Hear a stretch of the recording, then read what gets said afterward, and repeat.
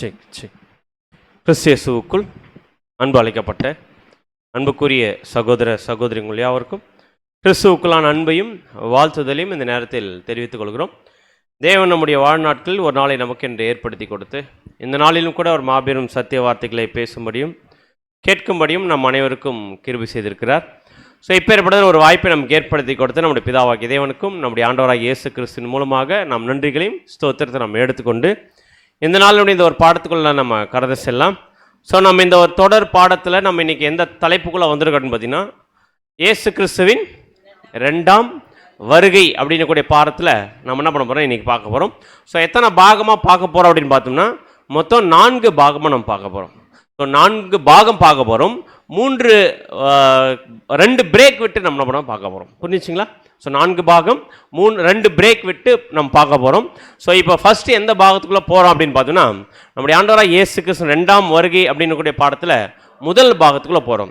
So இந்த முதல் பாகத்துக்கு போகும்போது முதலாவது நம்ம தெரிஞ்சுக்கொள்ள வேண்டியது என்னென்னு பார்த்தோம்னா, நம்ம இந்த ஒரு தொடர் பாடத்திற்கு ஆதாரமான வசனம் எதை வச்சு பார்த்துட்டு பார்த்தீங்கன்னா, இந்த வசனம், சத்தியத்தை அறிவீர்கள், சத்தியம் உங்களை விடுதலையாக்கும்.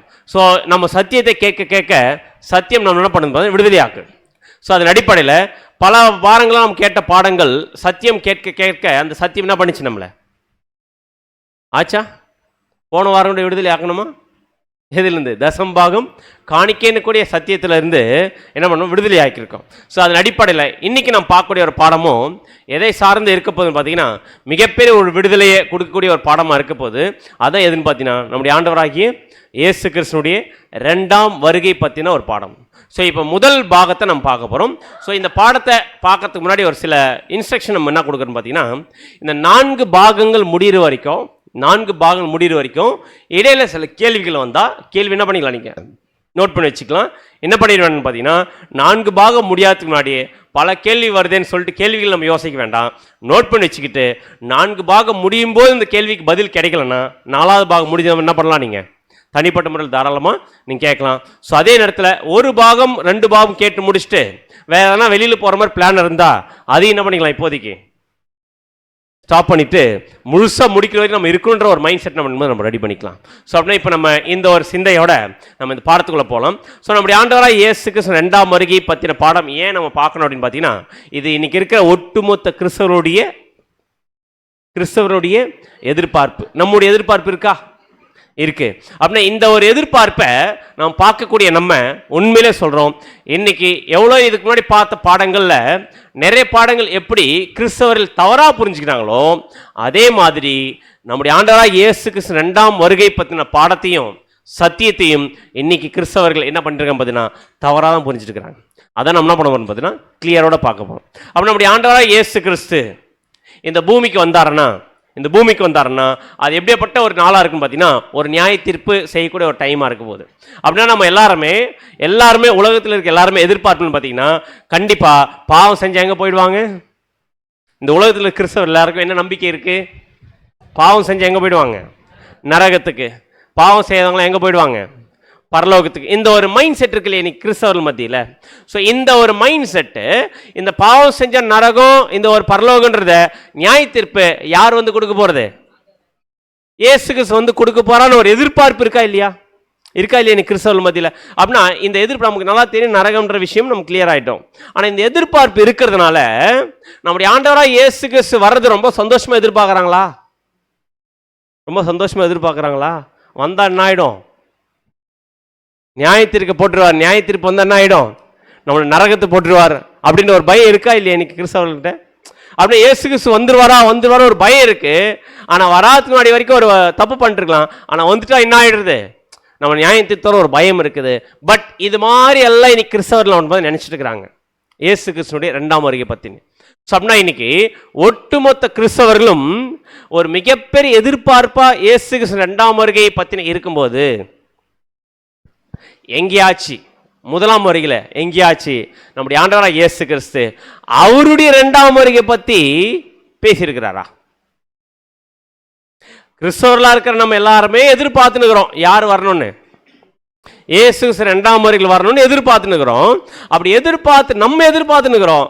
ஆனால் நான் வரேன்னு சொல்லிட்டு நம்முடைய ஆண்டவர் எங்கேயாச்சும் 2ஆம் வருகையில் வரேன்னு சொல்லியிருக்கிறாரா?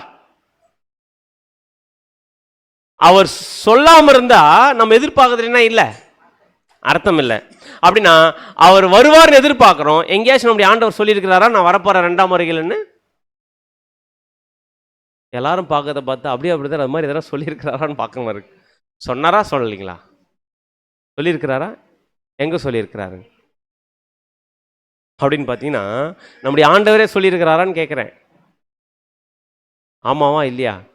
ஆமான்னு சொல்றதுக்கும் பயம், இல்லைன்னு சொல்றதுக்கு ஒரு பயம். எஸ், நம்முடைய ஆண்டவராக இயேசு அப்படின்னு பார்த்தீங்கன்னா அவருடைய 2ஆம் வருகை பற்றி அவர் பேசலாம், வேற யார் பேசுவா? எங்க பேசியிருக்காருன்னு பார்த்தீங்கன்னா வசனம் வாசிக்கலாம். யோவான் 14ஆம் அதிகாரம் 2 மற்றும் 3. யோவான் 14ஆம் அதிகாரம் வசனங்கள் 2 மற்றும் 3. என் பிதாவின் வீட்டில் அநேக வாசஸ்தலங்கள் உண்டு, அப்படி இல்லாதிருந்தால் நான் உங்களுக்கு சொல்லியிருப்பேன், ஒரு ஸ்தலத்தை உங்களுக்காக ஆயத்தம் பண்ண போகிறேன். சோ சீஷர்கள் சொல்றார், என்ன சொல்றாருன்னா என் பிதாவின் வீட்டில் அநேக வாசஸ்தலம் இருக்கு, அப்படி இல்லாதிருந்தால் என்ன பண்ண மாட்டேன், உங்களுக்கு சொல்லியிருக்க மாட்டேன், நான் உங்களுக்கு சொல்லியிருப்பேன், ஒரு ஸ்தலத்தை உங்களுக்காக என்ன பண்றேன், ஆயத்தம் பண்ண போறேன். 3ஆம் வசனம்.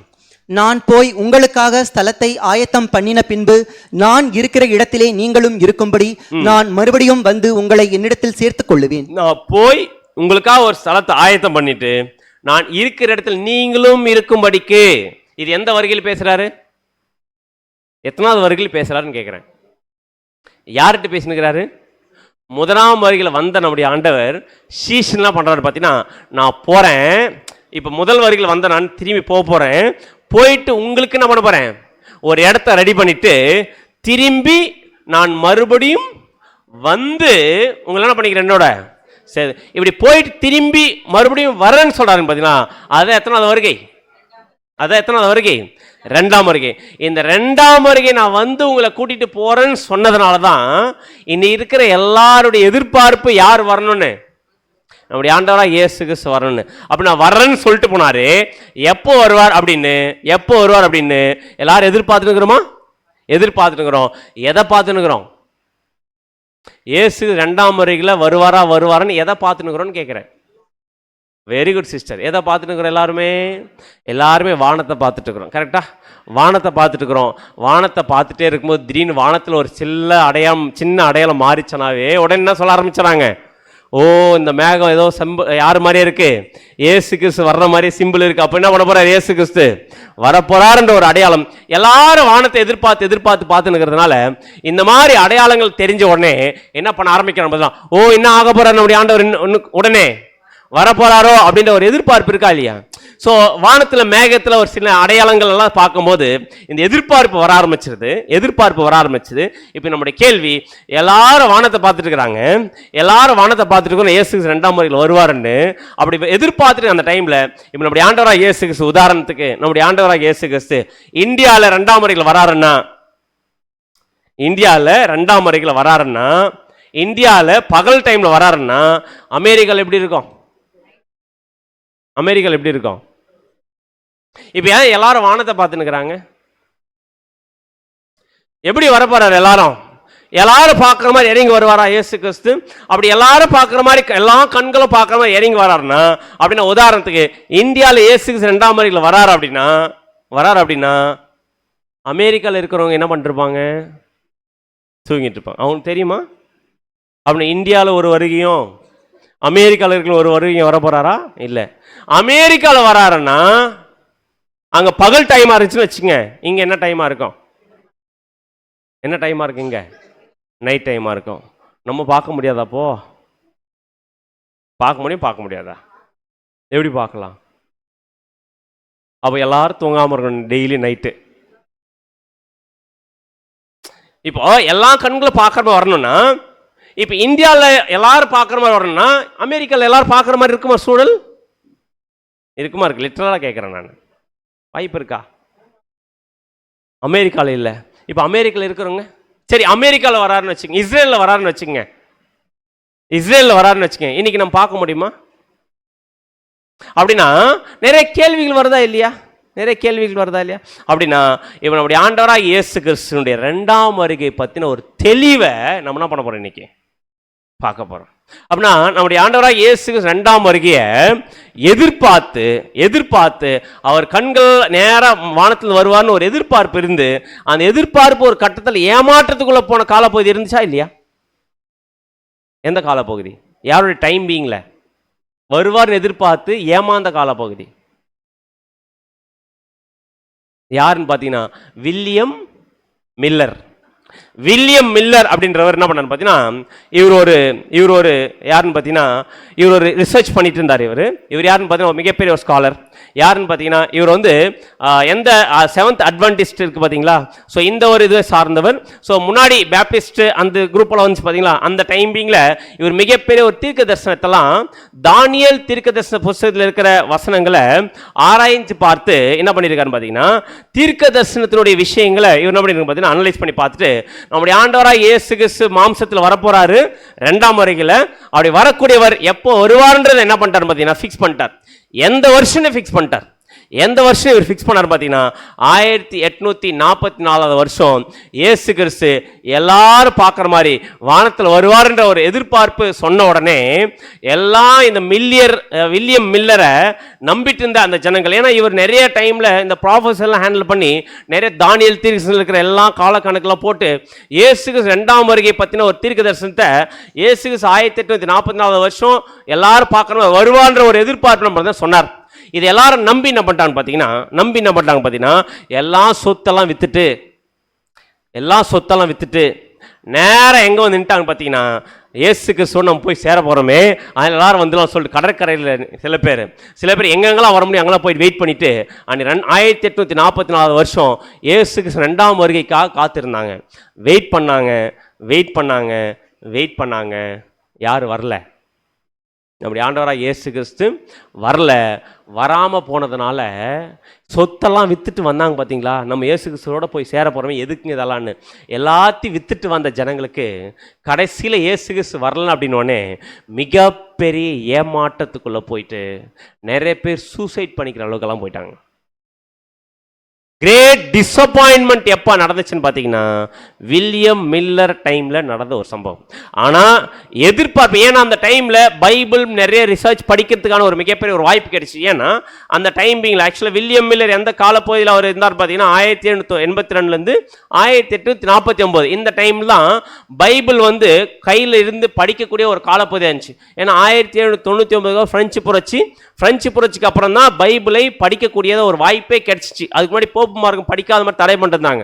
இதுக்கப்புறம் படிக்கிறதுக்கு வாய்ப்பு கிடைச்சி, படிக்க வாய்ப்பு கிடைச்சா அப்போ ரிசர்ச் பண்ணதில் வில்லியம் மில்லர் என்ன பண்ணாரு, ஆழமாக ரிசர்ச் பண்ணி இந்த ஒரு டேட் கொடுத்தாரு.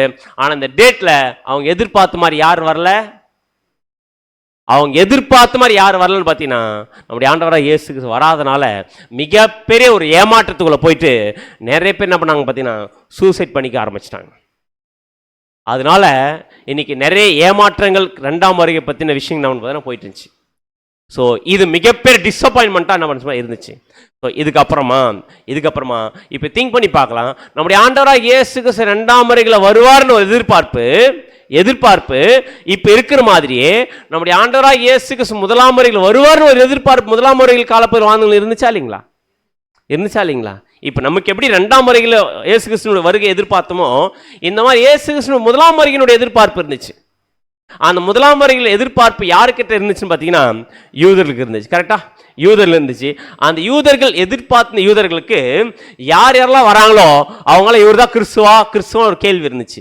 உதாரணத்துக்கு வசனம் வாசிக்கலாம் பாரு. லூக்கா 3:15 வசனம். லூக்கா 3:15 யோவானை குறித்து இவன்தான் கிறிஸ்துவோ என்று ஜனங்கள் எல்லாரும் எண்ணங்கொண்டு தங்கள் இருதயங்களில் யோசனையாய் இருக்கையில். யாரை பார்த்து டவுட் பண்ண ஆரம்பிச்சிட்டாங்க? யோவான் ஸ்நானகனை பார்த்து யோவானை குறித்து இவன் தான் கிறிஸ்துவோ என்று ஜனங்கள் எல்லாரும் எண்ணம் கொண்டு தங்கள் இருதயத்தில் பண்ணிக்கிறாங்க. அப்படின்னா யோவான் ஸ்நானகனை பார்த்து யாருன்னு எதிர்பார்த்துருக்கிறாங்க? இவர் தான் கிறிஸ்துவா அப்படி. எத்தனாவது வருகையே? முதல் வருகையிலேயே நம்முடைய ஆண்டவரை எதிர்பார்த்தாங்க. ஏன் முதலாம் வருகையில் நம்முடைய ஆண்டவர் எதிர்பார்த்தாங்க? அது ஃபர்ஸ்ட் நம்ம தெரிஞ்சாதான் அவங்க எதிர்பார்த்த விதம் எப்படி இருந்துச்சு, எப்படி நம்முடைய ஆண்டவர் வந்தார். இப்போ அப்படியே இரண்டாம் வருகையில் என்ன பண்ண போறோம்னா பார்க்க போறோம். அப்படின்னா முதல் வருகை ஏன் யூதர்கள் நம்முடைய ஆண்டவரை எதிர்பார்த்தாங்க? ஏன் எதிர்பார்க்கணும்?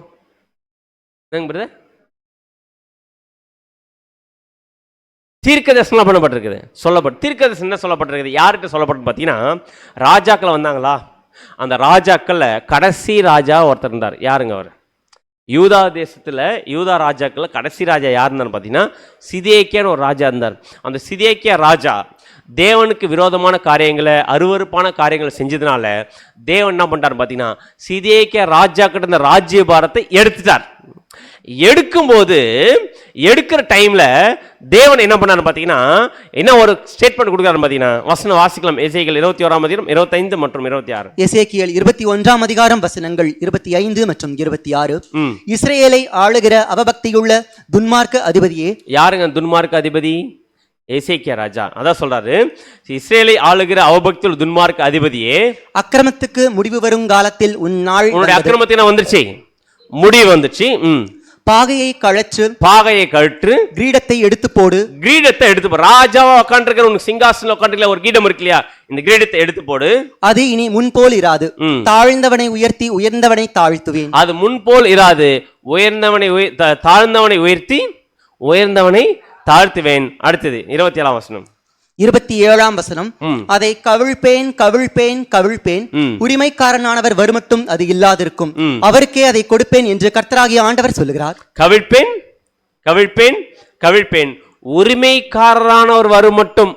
அதாவது சிங்காசன ராஜா வக்காரத்துக்கான உரிமை ஒருத்தர் இருக்கும்போது அவர் வரும் வரைக்கும் இந்த ராஜ்யம் என்ன பண்ணாது, உங்களுக்கு இருக்காது. அதுல உரிமைக்காரரானவர் வரும் மட்டும் அது இல்லாத இருக்கும், அவருக்கே அதை கொடுப்பேன் என்று கர்த்தராகிய ஆண்டவர் சொல்ல. இப்போ உங்ககிட்ட ஒரு கேள்வி, அந்த உரிமைக்காரரானவர் யார்? நம்முடைய ஆண்டவராகிய இயேசு கிறிஸ்து. நம்முடைய ஆண்டவராகிய இயேசு கிறிஸ்து உரிமைக்காரர் ராஜா. அவர் வரணும்னு தீர்க்கதரிசனம் பண்ணப்பட்டிருக்கு, சொல்லப்பட்டிருக்குது. அதே இடத்துல இந்த உரிமைக்காரரானவர் நம்முடைய ஆண்டவராகிய இயேசு கிறிஸ்து முதலாம் வருகையில எந்த தேசத்துல வரணும்னு போட்டிருக்கு? பெத்லெகேமில் தான் பிறக்கணும்னு போட்டிருக்கா இல்லைங்களா? பிறக்கணும் போட்டிருக்காங்களா? வசனம் வாசிக்கலாம். மீகா 5ஆம் அதிகாரம் 2ஆம் வசனம். மீகா 5ஆம் அதிகாரம் 2ஆம் வசனம். எப்பிராத்தா என்னப்பட்ட பெத்லெகேமே, நீ யூதேயாவில் உள்ள ஆயிரங்களுக்குள்ளே சிறியதா இருந்தும், யூதேயாவில் இருக்கிற ஆயிரங்கள் சிறியவரா இருந்தும், இஸ்ரவேலை ஆளப்போகிறவர் அந்த தீர்க்கதரிசனம் சொல்லப்பட்டிருக்கு. உரிமைக்காரரானவர், அந்த உரிமைக்காரனானவர் யார்? நம்முடைய ஆண்டவராகிய இயேசு கிறிஸ்து. அதான் இங்க வசனம் சொல்லுது, இஸ்ரவேலை ஆளப்போகிறவர் உன்னிடத்தில் புறப்பட்டு. அப்படி இஸ்ரவேலை ஆளப்போகக்கூடிய ராஜா எங்க பிறப்பார்னு போட்டிருக்கு? பெத்லெகேம்ல பிறப்பார்னு போட்டிருக்கு. இப்போ இஸ்ரேல் ஜனங்களுடைய எதிர்பார்ப்பு யார் வரணும்னு எதிர்பார்ப்பு?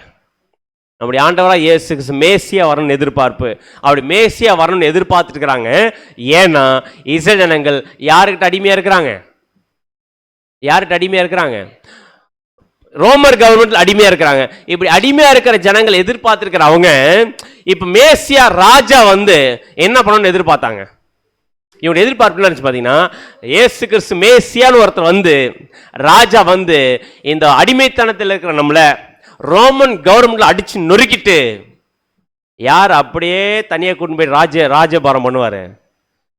நம்மளை அப்படியே தனியாக கூட்டிட்டு போயிட்டு இஸ்ரேல் ஜனங்களை ராஜ்யபாரம் பண்ணி அவர் தான் கிங் அப்படின்றத எல்லாருக்கும் அனௌன்ஸ் பண்ணுவார்னு எதிர்பார்த்துருந்தாங்க.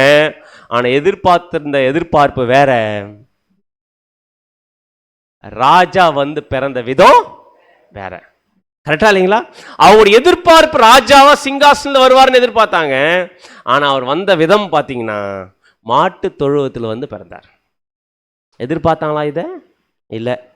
அதுக்கப்புறம் பார்த்தா அவர் வளர்ந்து அதுக்கப்புறம் அவர் ஊழியத்தை ஸ்டார்ட் பண்ணும்போது அவர் சில அற்புத அடையாளங்கள் பார்க்கும்போது என்ன பண்ண ஆரம்பிச்சிட்டாங்க, அவரை நம்ப ஆரம்பிச்சாங்க.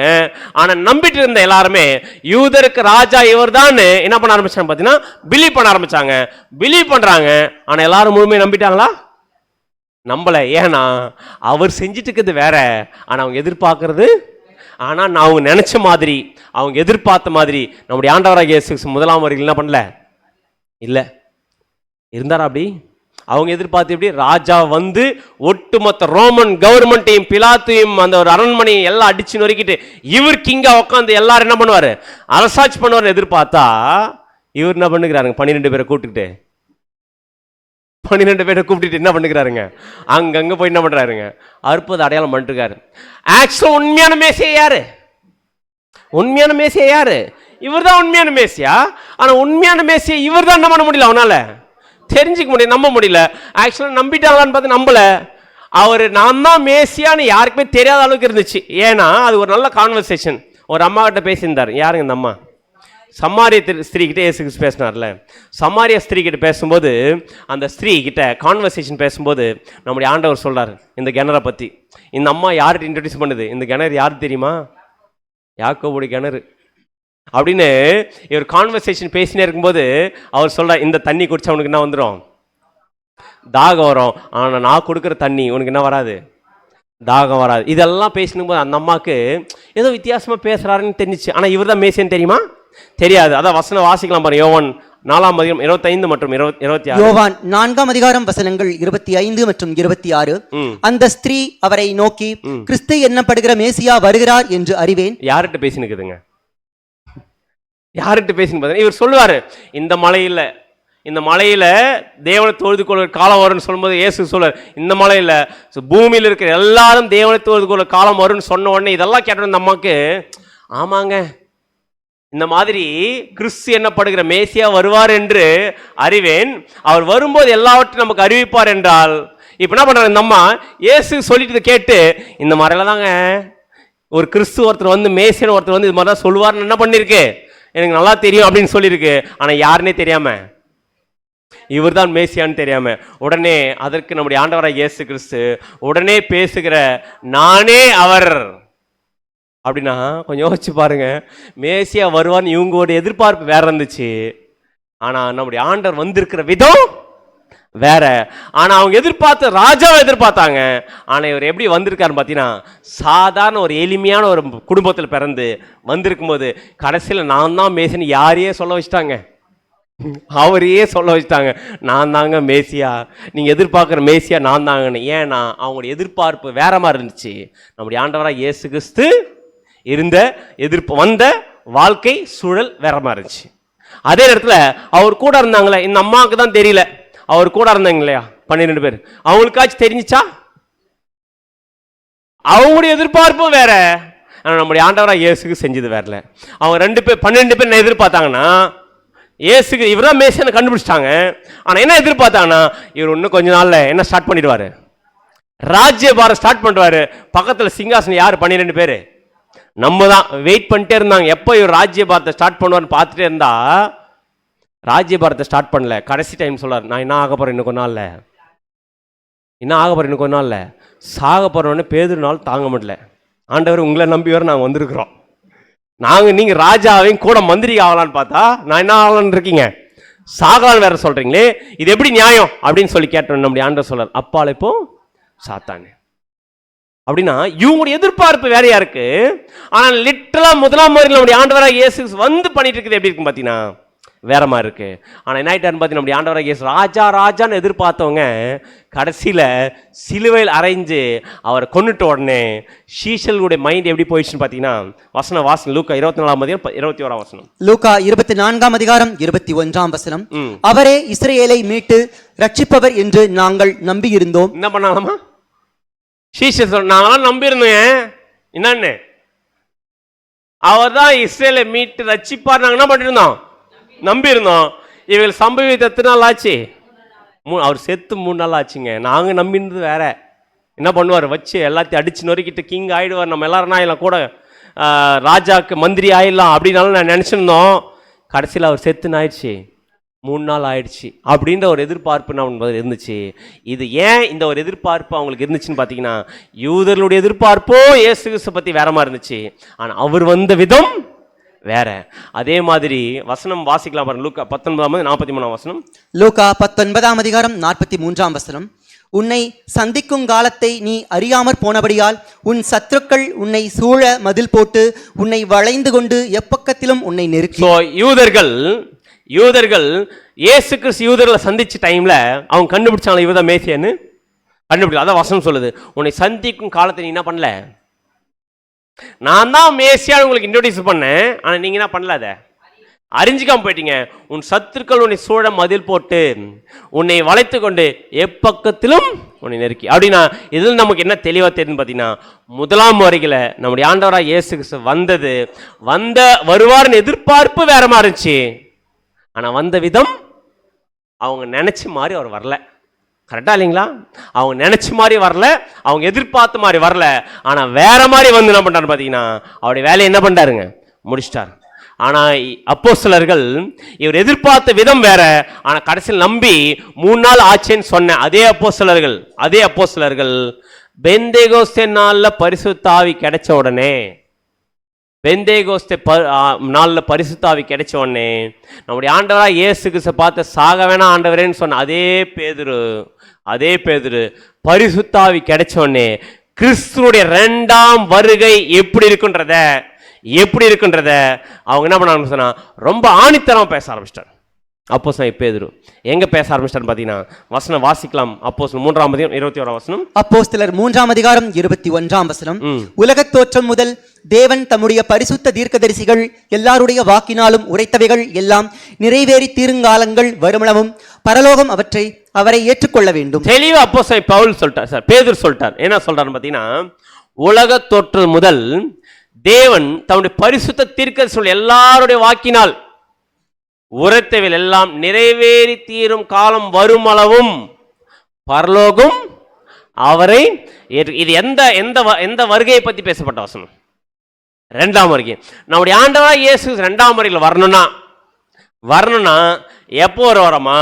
உலகத் தோற்றத்துக்கு முன்னாடி தேவன் தம்முடைய பரிசுத்த தீர்க்கதரிசியினுடைய எல்லா வாக்கினால் உரைத்தவர்கள் நிறைவேறி தீர்ற வரைக்கும் அவர் எங்க இருக்கணும்? பரலோகம் அவரை ஏற்றுக்கொள்ளும். அப்படின்னு அர்த்தம், பரலோகத்தில் அவர் இருக்கணும். எது வரைக்கும்? சொல்லப்பட்ட தீர்க்க தரிசனங்கள் நிறைவேற வரைக்கும். சொல்லப்பட்ட தீர்க்க தரிசனம் நிறைவேறி முடிஞ்சனா அவர் எங்க இருக்க வேண்டிய அவசியம் இல்லை, பரலோகத்தில் இருக்க வேண்டிய அவசியம் இல்லை. எங்க வந்துருவாரு? பூமிக்கு 2ஆம் வருகையில வந்துருவார். அப்படின்னா இதில் தெளிவா அப்போஸ்தலன் பேதுரு சொல்லிட்டாரு. அப்படின்னா அப்போஸ்தலன் பேதுரு சொன்னதுல எதை பார்க்க சொல்லியிருக்கிறார்? எது நிறைவேறணும்? தேவன் தம்முடைய பரிசுத்த தீர்க்கதரிசிகள் வாக்கினால் உரைத்தவைகள் நிறைவேறி தீர்ற வரைக்கும். அப்படின்னா இயேசு கிறிஸ்து 2ஆம் வருகையில பூமிக்கு வரணும்னா எது நிறைவேறணும்? தீர்க்க தரிசனங்கள் நிறைவேறணும். இன்னொரு வசனம் வாசிக்கலாம். 2 பேதுரு 1ஆம் அதிகாரம் 19ஆம் வசனம். 2 பேதுரு 1ஆம் அதிகாரம் 19ஆம் வசனம். அதிக உறுதியான தீர்க்க தரிசன வசனமும் நமக்கு உண்டு. பொழுது விடிந்து விடிவெள்ளி உங்கள் இருதயங்களில் உதிக்கும் அளவும் இருள் உள்ள ஸ்தலத்தில் பிரகாசிக்கிற விளக்கை போன்ற. அப்போஸ்தலன் பேதுரு என்ன சொல்றாருன்னா, அதிக உறுதியான அப்படின்னா தீர்க்கதரிசன வசனத்துல நம்முடைய ஆண்டவராகிய இயேசு கிறிஸ்துவினுடைய வருகை பத்தி போட்டிருக்கா இல்லையா? போட்டிருக்குன்னா அதிக உறுதியான தீர்க்கதரிசனம் இருக்குதாமா கிறிஸ்துவோட 2ஆம் வருகை பத்தி வசனம் நமக்கு உண்டு. பொழுது விடிந்து விடிவெள்ளி உங்கள் இருதயங்களில் உதிக்கும் அளவும் இருளுள்ள ஸ்தலத்தில் பிரகாசிக்கிற விளக்கு போன்ற அவ்வசனத்தை. அவன் நம்ம எந்த காலத்தில் இருக்கிறோம்? இருட்டில் இருக்கிறோம். இருளுள்ள ஸ்தலத்தில் இருக்கிற நம்ம, இருள் இருக்கிற ஸ்தலத்தில் நம்ம நோக்கி பார்க்கணுமா? எதை நோக்கி? வசனத்தை நோக்கி பார்க்கணும். ஏன்னா தெளிவா சொல்லிட்டாரு, இருளுள்ள ஸ்தலத்தில் பிரகாசிக்கிற விளக்கு போன்ற அவ்வசனத்தை. அப்படி எதை கவனிச்சு பார்க்க சொல்றாரு? வசனத்தை கவனிச்சு பாரு. வசனத்தை கவனிச்சு பார்த்தா அதிக உறுதியான தீர்க்க தரிசனம் எதில் இருக்கு? பைபிள் இருக்கா இல்லையா? பைபிள் இருக்கிற வசனத்துல அதிக உறுதியான தீர்க்க தரிசன வசனம் இருக்கு. யாரை பத்தி? நம்முடைய ஆண்டவராகிய இயேசு கிறிஸ்து 2ஆம் வருகை பத்தி. அப்படின்னா நாம் நம்முடைய ஆண்டவராகிய இயேசு கிறிஸ்து எப்போ வருவார்ன்றத வசன தீர்க்க தரிசன வசனத்தை பார்க்க சொல்லியிருக்கா, வானத்தை பார்க்க சொல்லியிருக்கா? ரொம்ப முக்கியமான கேள்வி. நம்முடைய ஆண்டவராகிய இயேசு கிறிஸ்து 2ஆம் வருகையில எப்போ வரப்போற, எப்படி வரப்போறன்ற விஷயத்தை பத்தி தீர்க்கதரிசனம், அதிக உறுதியான தீர்க்கதரிசன வசனத்தை பார்க்க சொல்லியிருக்கிறாரா, வானத்தை பார்க்க சொல்லியிருக்கிறாரான்னு கேட்கிறேன்.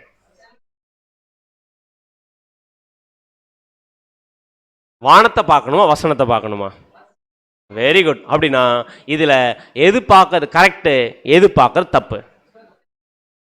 வசனத்தை பார்க்கறது கரெக்ட், வானத்தை பார்க்கறது தப்பு. எதை பார்க்க சொல்லுதுன்னா வசனம், வசனத்தில் இருக்க தீர்க்க தரிசனத்தை பாருங்க அப்படின்னு யார் சொல்லியிருக்கிறது? அப்போஸ்தலன் பேதுரு சொல்லியிருக்கிறார். அதிக உறுதியான தீர்க்க தரிசன வசனம் இருக்கு. வசனத்தை பாருங்க. வசனத்தை பார்த்தா ஒரு 2ஆம் வருகை எப்படி இருக்கு? எப்போ வர போறேன்னு தெரிஞ்சுக்கலாமா தவிர வானத்தை பார்த்தா என்ன பண்ண முடியாது, தெரிஞ்சுக்க முடியாது. ஆனா இன்னைக்கு கிறிஸ்தவெல்லாம் இருக்கு, நம்ம எதை பார்த்துனுக்குறோம், வானத்தை பார்க்கணும். ஆனா எதை பார்க்கறத மிஸ் பண்ணிடுறோம், வசனத்தை பார்க்கறது மிஸ் பண்ணிடுறோம். இப்போ எதை பார்க்க போறோம்னா, நேத்து வரைக்கும் வானத்தை பார்த்துருந்த நம்ம, நேத்து வரைக்கும் வானத்தை பார்த்துருந்த நம்ம இன்னைக்கு எதை பார்க்கலாம்? எல்லாரும் வானத்தை பார்க்கட்டும், நம்ம எதை பார்க்கலாம்? அதிக உறுதியான தீர்க்க தரிசன வசனம் இருக்கக்கூடிய வசனத்துக்குள்ள போய் பார்க்கலாம். பார்க்கலாமா? என்ன அதிக உறுதியான தீர்க்க தரிசன வசனம் இருக்கு நம்முடைய ஆண்டவராக இயேசு கிறிஸ்துவினுடைய 2ஆம் வருகை பத்தி. இப்போ ஃபர்ஸ்ட் எதுக்குள்ள போலான்னு பார்த்தீங்கன்னா, அதிக உறுதியான தீர்க்க தரிசன வசனத்துக்குள்ள போய் பார்க்க போறோம். பார்க்கலாமா? உள்ள போயிட்டு பார்க்கலாம். உள்ள போயிட்டு அப்படி உள்ள போய் பார்த்தா 2ஆம் வருகை பத்தி, 2ஆம் வருகை பத்தி நான் எப்படி வரப்போறேன்றத நம்முடைய ஆண்டவராக இயேசு 2ஆம் வருகை பத்தி நம்முடைய ஆண்டவரே பேசியிருக்காரா இல்லையா? ஆண்டவரே பேசியிருக்காரா இல்லையா? அப்படின்னா இப்போ அதிக உறுதியான தீர்க்க வசனத்துக்குள்ள போலாம். எங்க நம்முடைய ஆண்டவராக இயேசு கிறிஸ்து அவருடைய 2ஆம் வருகை பத்தின ஒரு தெளிவான ஒரு விளக்கத்தை கொடுத்திருக்கிறார். எந்த புஸ்தகத்தை? அது ஆல்ரெடி பார்த்தாச்சு. என்னங்க பிரதர்? Very good brother. மத்தேயு 24. அப்படின்னா நம்முடைய ஆண்டவராக இயேசு 2ஆம் வருகை பத்தி தீர்க்க தரிசனத்துல விஷயத்துல புரிஞ்சிக்கிறதுக்கு யார் ஹெல்ப் பண்ணியிருக்காங்கன்னு பார்த்தீங்கன்னா, அப்போஸ்தலர்கள் ஹெல்ப் பண்ணி, சீஷர்கள் ஹெல்ப் பண்ணியிருக்கிறாங்க. சீஷர்கள் என்ன பண்ணியிருக்காங்க பார்த்தீங்கன்னா, நம்முடைய ஆண்டவராக இயேசு கிறிஸ்துடைய 1ஆம் வருகையை பார்த்துட்டாங்க அவங்க. கரெக்டா? 1ஆம் வருகையை பார்த்துட்டாங்க. 1ஆம் வருகையில் வந்து நம்முடைய ஆண்டவருடைய 2ஆம் வருகை ஒன்று வரப்போறேன்னு சொன்னார் இல்லையா? அப்படி வரப்போறது எப்படி இருக்குன்றத நமக்கு புரிய வைக்கிறதுக்காக அவங்க யார்கிட்ட கேட்டாங்கன்னு பார்த்தீங்கன்னா, வரப்போறவர்கிட்ட கேட்டாங்க. என்ன கேட்டாங்கன்னு பார்த்தீங்கன்னா, இயேசு கிறிஸ்து ஒலிவு மலையில் உட்காந்துருக்கும் போது சீஷர்கள் எல்லாருமே இயேசு கிறிஸ்து வந்துட்டு கேள்வி கேட்க ஆரம்பிச்சிட்டாங்க. வசனம் வாசிக்கலாமா? மத்தேயு 24ஆம் அதிகாரம் 3ஆம் வசனம். மத்தேயு 24ஆம் அதிகாரம் 3ஆம் வசனம். பின்பு அவர் ஒலிவ மலையின் மேல் உட்கார்ந்திருக்கையில் சீஷர்கள் அவரிடத்தில் தனித்து வந்து, இவைகள் எப்பொழுது சம்பவிக்கும்? உம்முடைய வருகைக்கும் உலகத்தின் முடிவுக்கும் அடையாளம் என்ன? அப்படின்னு என்ன கேட்கறாங்க இங்க? உம்முடைய வருகைக்கும் உலகத்து முடிவுக்கும் அடையாளம் என்ன? அப்படின்னா உம்முடைய வருகைக்கும் உலகத்தின் முடிவுக்கும் என்ன சொல்லுங்க, என்ன கேட்குறாங்க? இப்போ நம்முடைய ஆண்டவர்கிட்ட இவங்க வந்து எந்த வருஷம் வருவீங்க ஆண்டவரே எதனா கேட்டாங்களா?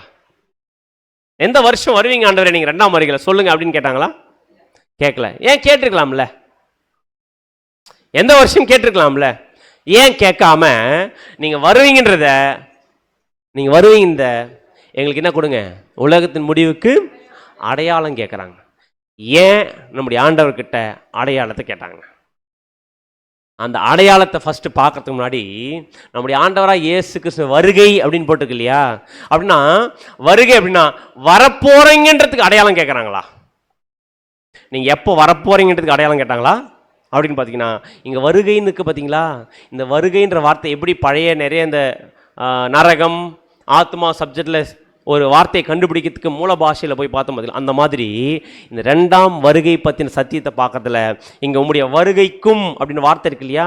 அந்த உங்களுடைய வருகைக்கும்ன்ற வார்த்தை என்ன வார்த்தை யூஸ் பண்ணப்படுறதுன்னு பார்த்தீங்கன்னா, இங்கே கம்மிங்னு போட்டிருக்கோம் இங்கிலீஷில். கரெக்டா? கம்மிங்னா அதான் வந்து கொண்டிருக்கிறார்ன்றத. ஆனால் அதனுடைய கிரீக்கில் என்ன வார்த்தை யூஸ் பண்ணப்பட்டிருக்கு பார்த்தீங்கன்னா, பரோஷியா அப்படின்ற வார்த்தை யூஸ் பண்ணப்பட்டிருக்கு கிரீக்ல. பரோஷியா அப்படின்னா என்னன்னு பார்த்தீங்கன்னா பிரசன்ஸ். அப்படின்னா பிரசன்ஸ்னு அர்த்தம். சீஷல் என்ன கேட்குறாங்கன்னா, உங்களுடைய வருகைக்கும் வார்த்தை இருக்கு இல்லையா? வருகைன்ற வார்த்தை கிரீக்ல பரோஷியா. பரோஷியான்னா என்ன வார்த்தை? பிரசன்ஸ். பிரசன்ஸ்னா பிரசன்ஸ்னா இப்போ உதாரணத்துக்கு ஸ்கூல்ல டீச்சர் அட்டெண்டன்ஸ் எடுக்கிறாங்களா? இல்லை, டீச்சர் அட்டெண்டன்ஸ் எடுக்கிறாங்க இல்லையா? என்னென்ன எடுப்பாங்க? பேர் சொல்கிறாங்க. பேர் சொல்கிறாங்கன்னா ப்ரெசன்ஸர்ன்றாங்க. அப்படின்னு அர்த்தம் வந்துனே இருக்கிறேன்னு அர்த்தமா, வந்துட்டேன்னு அர்த்தமா? வந்துட்டேன்னு அர்த்தம். கரெக்டா? அப்படின்னா சீசன் என்ன கேட்குறாங்க தெரியுங்களா ஆண்டவர்கிட்ட? ஆண்டவரே நீங்க வந்துட்டீங்கன்றத எப்படி தெரிஞ்சுக்கிறது? அதுக்கு என்ன அடையாளம் அப்படின்னு எப்போ கேட்டிருக்கிறாங்க? 1ஆம் வருகையில் என்ன கேட்குறாங்கன்னா, நீங்க 2ஆம் வருகையில் வந்துட்டீங்கன்றத எப்படி தெரிஞ்சுக்கிறது அப்படின்னு தான் கேட்டிருக்கீங்களே தவிர நீங்க எப்படி வரப்போறீங்கன்னு என்ன பண்ணல, கேட்கல. ஒருவேளை நீங்க வந்துட்டீங்கன்றத எப்படி தெரிஞ்சுக்குது ஆண்டவரே எங்களுக்கு சொல்லுங்க அப்படின்னு அடையாளத்தை கேட்டிருக்கிறாங்க. அப்படின்னா பரோஷியா அப்படின்ற வார்த்தை பிரசன்ஸ் அப்படின்னா வந்து இருத்தல்ன்றதுக்கு இன்னொன்று சில வசனங்கள் நம்ம என்ன பண்ணலாம் பார்க்கலாம். வசனம் வாசிக்கலாம் பாருங்க. 1 கொரிந்தியர் 16:17. 1 கொரிந்தியர் 16:17 ஸ்தேவான், பொர்த்துனாத்து, அகாயுக்கு என்பவர்கள் வந்ததற்காக சந்தோஷமாய் இருக்கிறேன். நீங்கள் எனக்கு செய்ய வேண்டியதா இருந்ததை அவர்கள் செய்திருக்கிறார்கள். 1 கொரிந்தியர் 16:17 இங்க வசனத்துல வந்து ஸ்தேவான், பொர்த்துனாத்து, அகாயு என்பவர்கள் வந்ததற்காக போட்டிருக்கு பாத்தீங்களா. இந்த வந்ததற்காகன்ற வார்த்தை என்ன வார்த்தை கிரீக்ல பாத்தீங்கன்னா பரோஷியா. பரோஷியா அப்படின்னா பிரசன்ஸ். அதை இங்கிலீஷ்ல பாரு, I am glad of the presence of Stephanas. அப்படின்னா பிரசன்ஸ்னா அர்த்தம் ஸ்தேவானும் பெந்துநாத்து அகாயுக்கு என்பவர்கள் வந்துட்டு இருக்கிறதுக்காக சந்தோஷப்படுறாரா, வந்ததுக்காக நான் சந்தோஷப்படுறாரா? வந்ததுக்காக. கரெக்டா? அப்படின்னா இங்கேயும் என்ன வார்த்தை பயன்படுத்த பார்த்தீங்கன்னா பரோஷியா. இன்னொரு வசனம் வாசிக்கலாம் பாருங்க. 2 கொரிந்தியர் 7:6-7. 2 கொரிந்தியர் 7 6 மற்றும் 7. ஆகிலும் சிறுமைப்பட்டவர்களுக்கு ஆறுதல் செய்கிற தேவன் தீத்து வந்ததினாலே எங்களுக்கு ஆறுதல் செய்தார். அவன் வந்ததினாலே மாத்திரம் அல்ல, உங்கள் வாஞ்சையையும் உங்கள் துக்கிப்பையும் என்னை பற்றி உங்களுக்கு உண்டான பக்தி வைராக்கியத்தையும் அவன் கண்டு உங்களால் அடைந்த ஆறுதலை தெரியப்படுத்தினதினாலும் நானும் ஆறுதல் அடைந்து அதிகமாய் சந்தோஷப்பட்டேன். அப்படின்னா இந்த இடத்துல ஆகிலும் சிறுமைப்பட்டவர்களுக்கு ஆறுதல் செய்கிற தேவன் தீத்து வந்ததுனாலே எனக்கு என்ன இருந்துச்சு, ஆறுதலாக இருந்துச்சு. அப்படின்னா இங்க தீத்து வந்துட்டு இருக்கிறாருன்னு சொல்ற அர்த்தமா இல்லை வந்துட்டாருன்னு அர்த்தமா? வந்துட்டார்னு அர்த்தம். அப்படின்னா இது வந்து எதை அடையாளப்படுதுன்னு பார்த்தீங்கன்னா ஆக்சுவலாக இங்கே கிரீக் பண்ண பார்த்தீங்கன்னா பரோஷியா. அப்படி இங்கே இங்கிலீஷில் அழகாக விட்டுருக்கு, God comfort us by the presence of Titus. Titus வந்ததுனால எனக்கு எப்படி இருந்துச்சு, சந்தோஷமா இருந்துச்சு. அப்படின்னா இங்க என்ன சொல்றேன் பார்த்தீங்கன்னா இங்கேயும் என்ன வார்த்தை யூஸ் பண்ணப்பட்டிருக்கு, பரோஷியா யூஸ் பண்ணப்படுது. அப்படின்னா சீஷர்கள் நம்முடைய ஆண்டவர்கிட்ட முதலாம் வருகையில் இருந்த சீஷர்கள் நம்முடைய லிட்டரலாக முதலாம் வருகையில் இருந்த நம்முடைய ஆண்டவர் என்ன கேட்குறாங்க பார்த்தீங்கன்னா, ஆண்டவரே நீங்கள் 2ஆம் வருகையில் வந்துட்டீங்கன்றத கண்டுபிடிக்கிறதுக்கு எனக்கு அடையாளம் படுங்க, சொல்லுங்க. வந்துட்டீங்கன்றத கண்டுபிடிக்கிறதுக்கு எங்களுக்கு என்ன கொடுங்க, அடையாளம். இப்போ என்னுடைய கேள்வி வந்துட்டீங்கன்றத தெரிஞ்சுக்கிறதுக்கு அடையாளம் தேவையா? ஒருத்தர் வந்துட்டாருன்னா அவரை பார்க்க போறோம்னா அதுக்கு அடையாளம் தேவையான்னு கேட்குறேன்.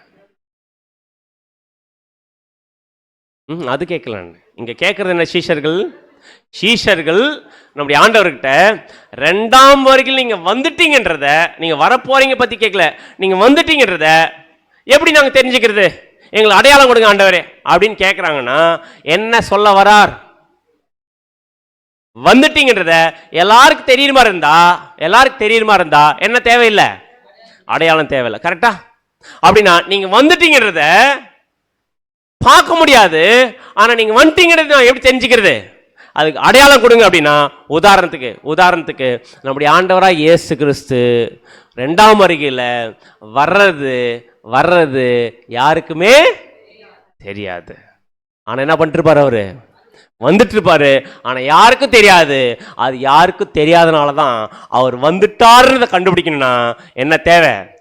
இதுதான் சீஷர்கள் முதலாம் வருகையிலே கேட்டாங்க, ஆண்டவரே நீங்க வரப்போறத பத்தி நாங்க கேட்கல, நீங்க இந்த பூமியில வந்துட்டீங்கன்னா என்ன பண்ண முடியாது, யாருக்கும் தெரியாது. ஆனா நீங்க வந்துட்டீங்கன்றதுக்கான அடையாளம் இருக்கு இல்லையா, அந்த அடையாளத்தை என்ன பண்ணுங்க எங்களுக்கு சொல்லுங்கன்றாங்க.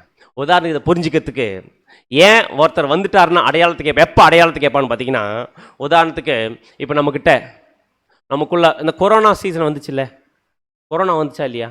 கொரோனா வரும்போது ஒருத்தருக்குள்ள கொரோனா வந்துச்சா இல்லையான்னு தெரிஞ்சுக்க வேண்டியதுன்னா அதுக்கான சிம்டம்ஸ் என்னென்ன சிம்டம்ஸ் சொல்லுவாங்க?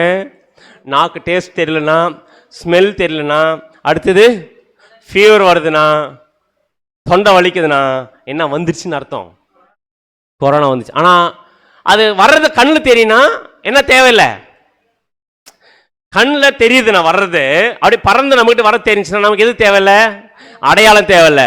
ஆனால் கண்ணில் தெரியாதனால தான் என்ன கேட்குறோம், அடையாளத்தை கண்டுபாடு பண்றோம். அப்படின்னு நம்முடைய ஆண்டவராக இயேசு சீஷர்கள் அடையாளத்துக்கு இறங்கின அர்த்தம் பார்த்தீங்கன்னா, ஆண்டவரே நீங்க வந்துட்டீங்கன்றது என்ன பண்ண முடியாது, கண்களால பார்க்க முடியாது.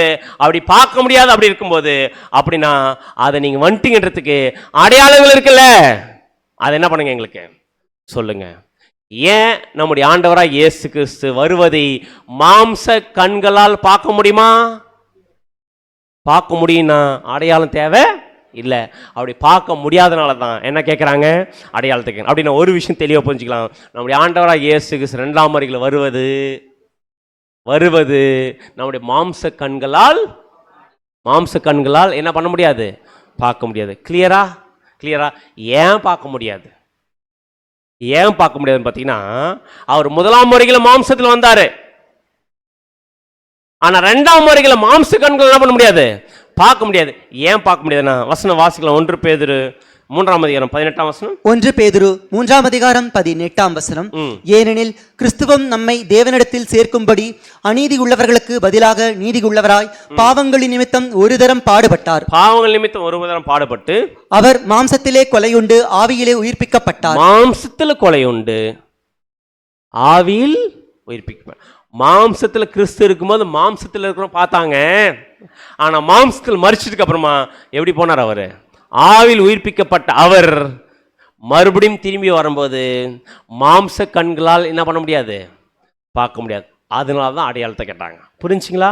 இது ஒரு வசனம் மட்டும் இல்லை. அடுத்த வசனம் வாசிக்கலாம். 2 கொரிந்தியர் 5ஆம் அதிகாரம் 16ஆம் வசனம். 2 கொரிந்தியர் 5ஆம் அதிகாரம் 16ஆம் வசனம். ஆகையால் இது முதற்கொண்டு நாங்கள் ஒருவனையும் மாம்சத்தின்படி அறியோம், நாங்கள் கிறிஸ்துவையும் மாம்சத்தின்படி அறிந்திருந்தாலும். அப்போஸ்தலன் பவுல் சொல்றார் பாருங்க, நாங்கள் கிறிஸ்துவை மாம்சத்தின்படி அறிந்திருந்தாலும், முன்னாடி அவரை பார்த்திருந்தா கூட இனி ஒருபோதும் அவரை மாம்சத்தின்படி அறியோம். இனி ஒருபோதும் என்ன பண்ண மாட்டோம், மாம்சத்தின்படி அறியும். இந்த மாம்ச கண்களால் பார்க்கணும்னா மாம்சத்தில் வரணும். கரெக்டா?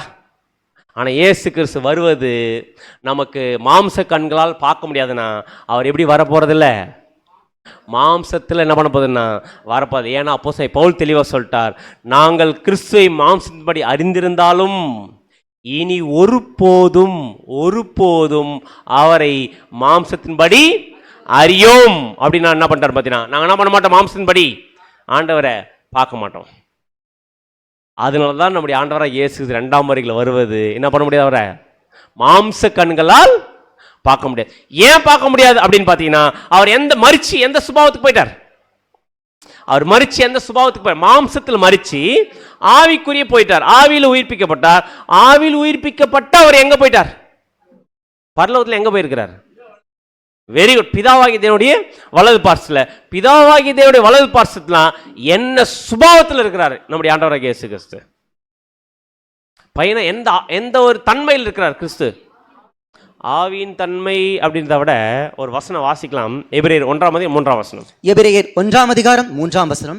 இவர் அவருடைய மகிமையின் பிரகாசமும் அவருடைய தன்மையின் சுரூபமாய் இருந்து சர்வத்தையும் தம்முடைய வல்லமையுள்ள வசனத்தினாலே தாங்குகிறவராய் தம்மாலே தாமே நம்முடைய பாவங்களை நீக்கும் சுத்திகரிப்பை உண்டு பண்ணி உன்னதத்தில் உள்ள மகத்துவமானவருடைய வலது பார்சத்திலே உட்கார்ந்தார். யாருடைய வலது பார்சத்தில் உட்கார்ந்திருக்கிறார்? பிதாவாகிய தேவனுடைய வலது பார்சல் உட்காந்துருக்கார். கரெக்டா? பிதாவாகிய தேவனுடைய வலது பார்சல் உட்காந்துருக்காருன்னா எந்த தன்மையில் இருக்கிறார் பிதாவாகிய தேவன்? பிதாவாகிய தேவன் எந்த தன்மையில் இருக்கிறார்? எந்த தன்மை பிதாவாகிய தேவன்கிட்ட என்ன தன்மை இருந்துச்சுன்னு பார்த்தீங்கன்னா வசனம் வாசிக்கலாம். 1 தீமோத்தேயு 6ஆம் அதிகாரம் 16ஆம் வசனம். 1 தீமோத்தேயு 6ஆம் அதிகாரம் 16ஆம் வசனம்.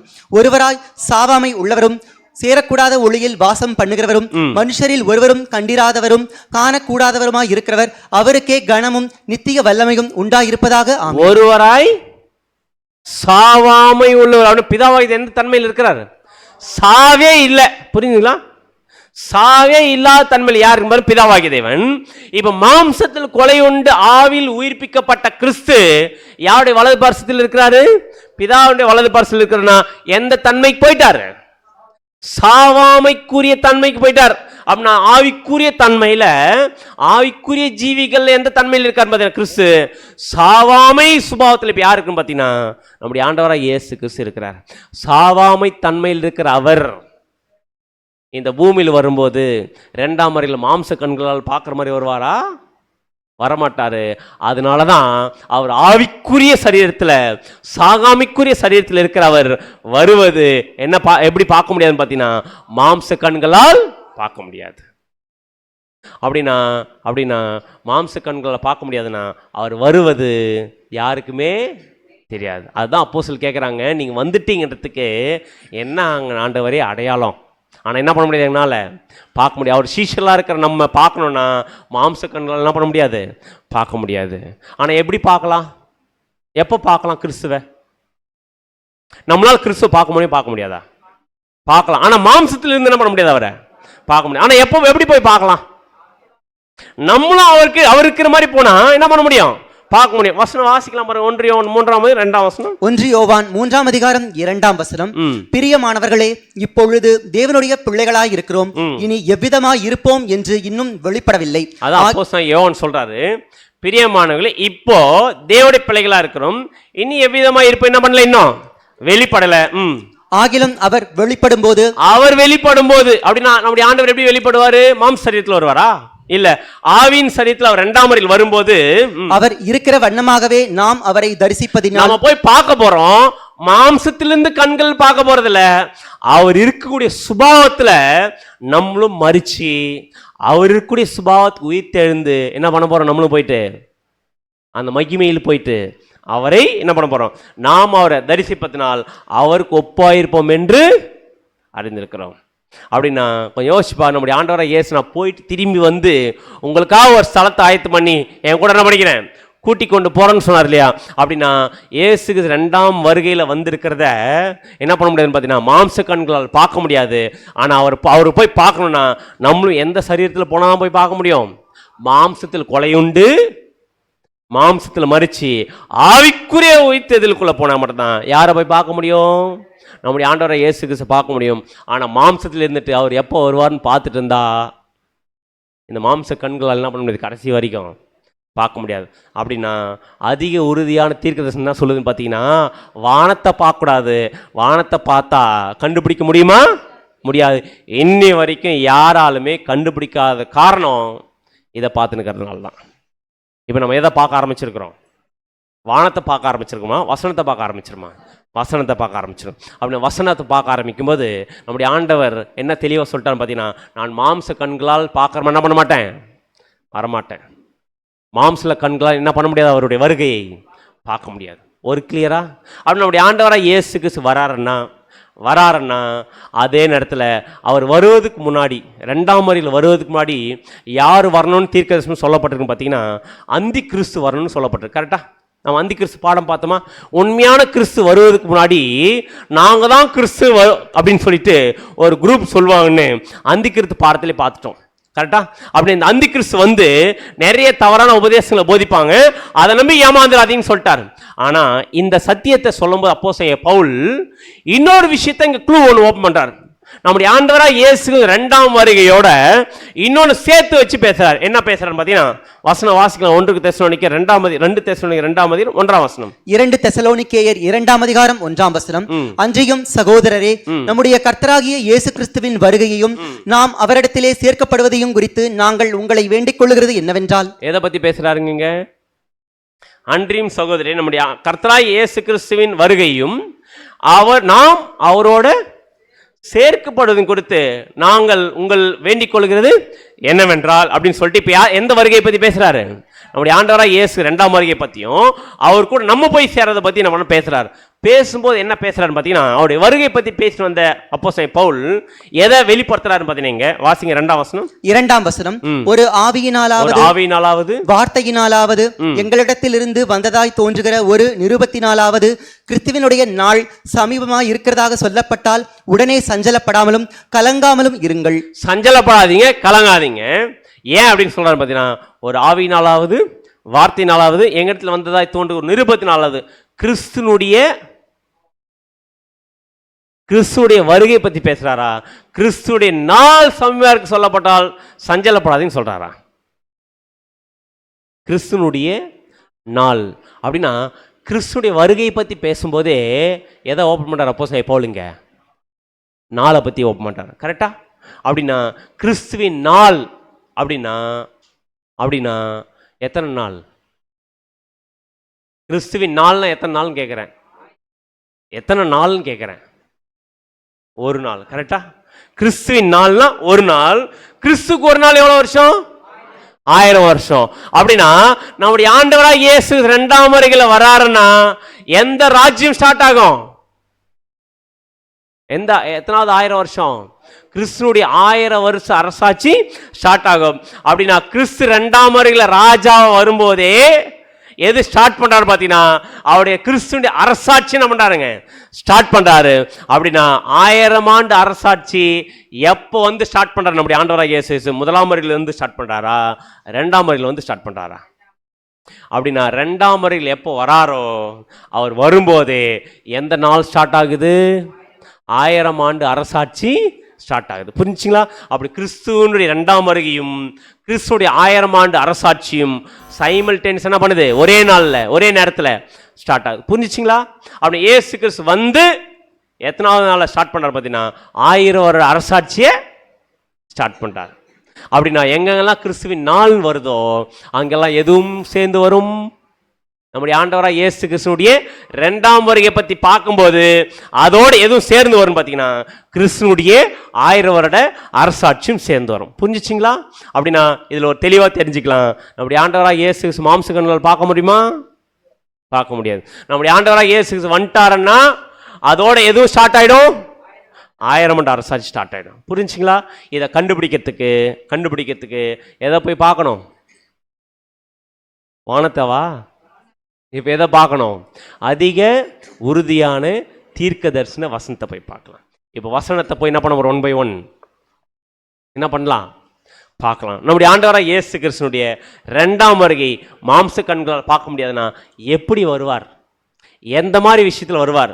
அப்படி வரும்போது எப்படி இருக்குன்றதை பற்றி நம்ம சில வசனங்களை 2ஆம் வருகை பற்றின வசனங்களை வாசிக்கலாம். ஸோ முதல் அதிக உறுதியான தீர்க்க தரிசன வசனத்தினுடைய எதெல்லாம் வசனத்தை 1 by 1 பார்க்கலாம். வசனம் வாசிக்கலாம். மத்திய 24 27. மத்திய 24ஆம் அதிகாரம் 27ஆம் வசனம். மின்னல் கிழக்கிலிருந்து தோன்றி மேற்கு வரைக்கும் பிரகாசிக்கிறது போல மனுஷகுமாரனுடைய வருகையும் இருக்கும். நம்முடைய ஆண்டவராக இயேசு கிறிஸ்து வருகை எப்படி இருக்குமாமா?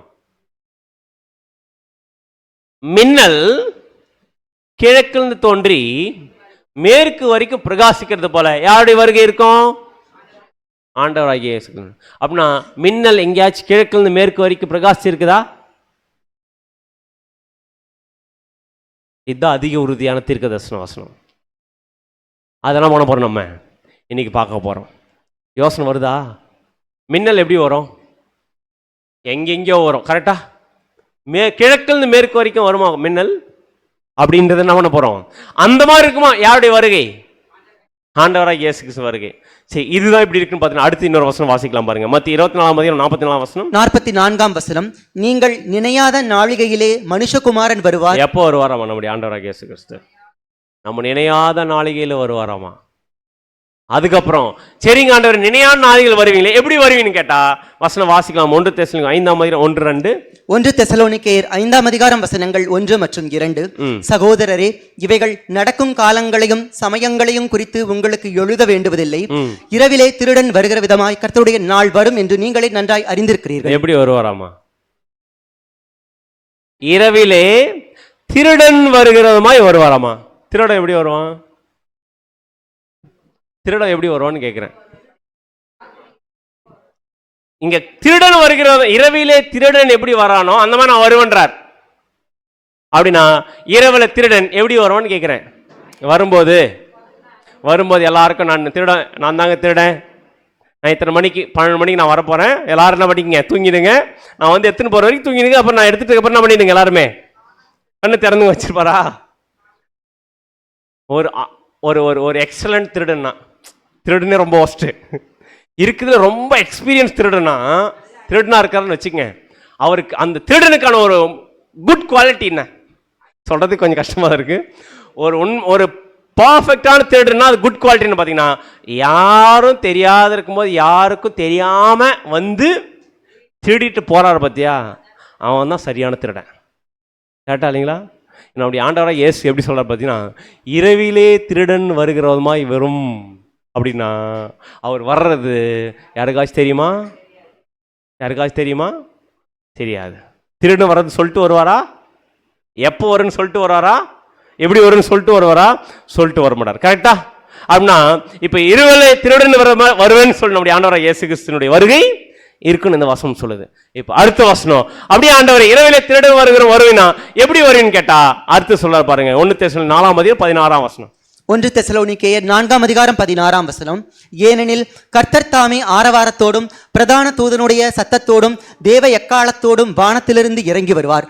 அப்பொழுது கிறிஸ்துவுக்குள் மரித்தவர்கள் முதலாவது எழுந்திருப்பார்கள். எப்படி வருவாராமா? என்னங்க பிரதர், இப்பதான் யாருக்கு தெரியாத மாதிரி வருவாருன்னு பார்த்தோம் வசனம். திருடன் வருகிற விதமாய் வரும்னு சொன்னாரு. நினையாத டைம் வந்துரும்பா அப்படின்னு சொன்னாரு. இங்க பார்த்து எப்படி வரும்னு சொல்றாருங்க. ஆரவாரத்தோடும் அப்படின்னு அர்த்தம் நல்ல பெரிய சத்தத்தோடும் பிரதான சத்தத்தோடும் தேவ எக்காலத்தோடும் வானத்திலிருந்து இறங்கி வருவார். ரகசியமா வருவாரா? ஆரவாரத்தோட வருவாரா? இப்படி வருவார் நம்முடைய ஆண்டவராகிய இயேசு கிறிஸ்து. அப்படின்னா என்ன பண்ணணும்? இப்போ நம்ம கண்டுபிடிக்கணும். சரிங்க ஆண்டவரே, சரி நீங்கள் திருடன் வர்ற வித மாதிரி வரீங்களோ, ஆரவாரத்தோட வரீங்களோ எங்களுக்கு தெரியல, சரி எப்போதான் வருவீங்கன்னு கேட்டா அடுத்து என்ன சொல்றது பார்த்தீங்கன்னா நம்முடைய ஆண்டவர் லூக்கா 12:38 லூக்கா 12:38 அவர் 2ஆம் ஜாமத்திலாவது 3ஆம் ஜாமத்திலாவது வந்து அவர்கள் அப்படியே இருக்க கண்டால் அவ்வூழியக்காரர் பாக்கியவான்கள். எப்போ வருவாராமா? 2ஆம் ஜாமமா 3ஆம் ஜாமமா? 2ஆம் ஜாமத்திலாவது. ஃபர்ஸ்ட் நம்ம திருடன் வருகிற விதமாய் வருவான்னு பார்த்தோம். திடீர்னு பார்த்து எப்படி வரன்ட்டாரு? நான் 6ஆம் வாரத்தோட வரும்பா அப்படின்ட்டாரு. திடீர்னு சரிங்க ஆண்டவர் எப்பதான் வரேன்னு கேட்டா நான் 2ஆம் ஜாமத்திலாவது 3ஆம் ஜாமத்திலாவது வருவேன்.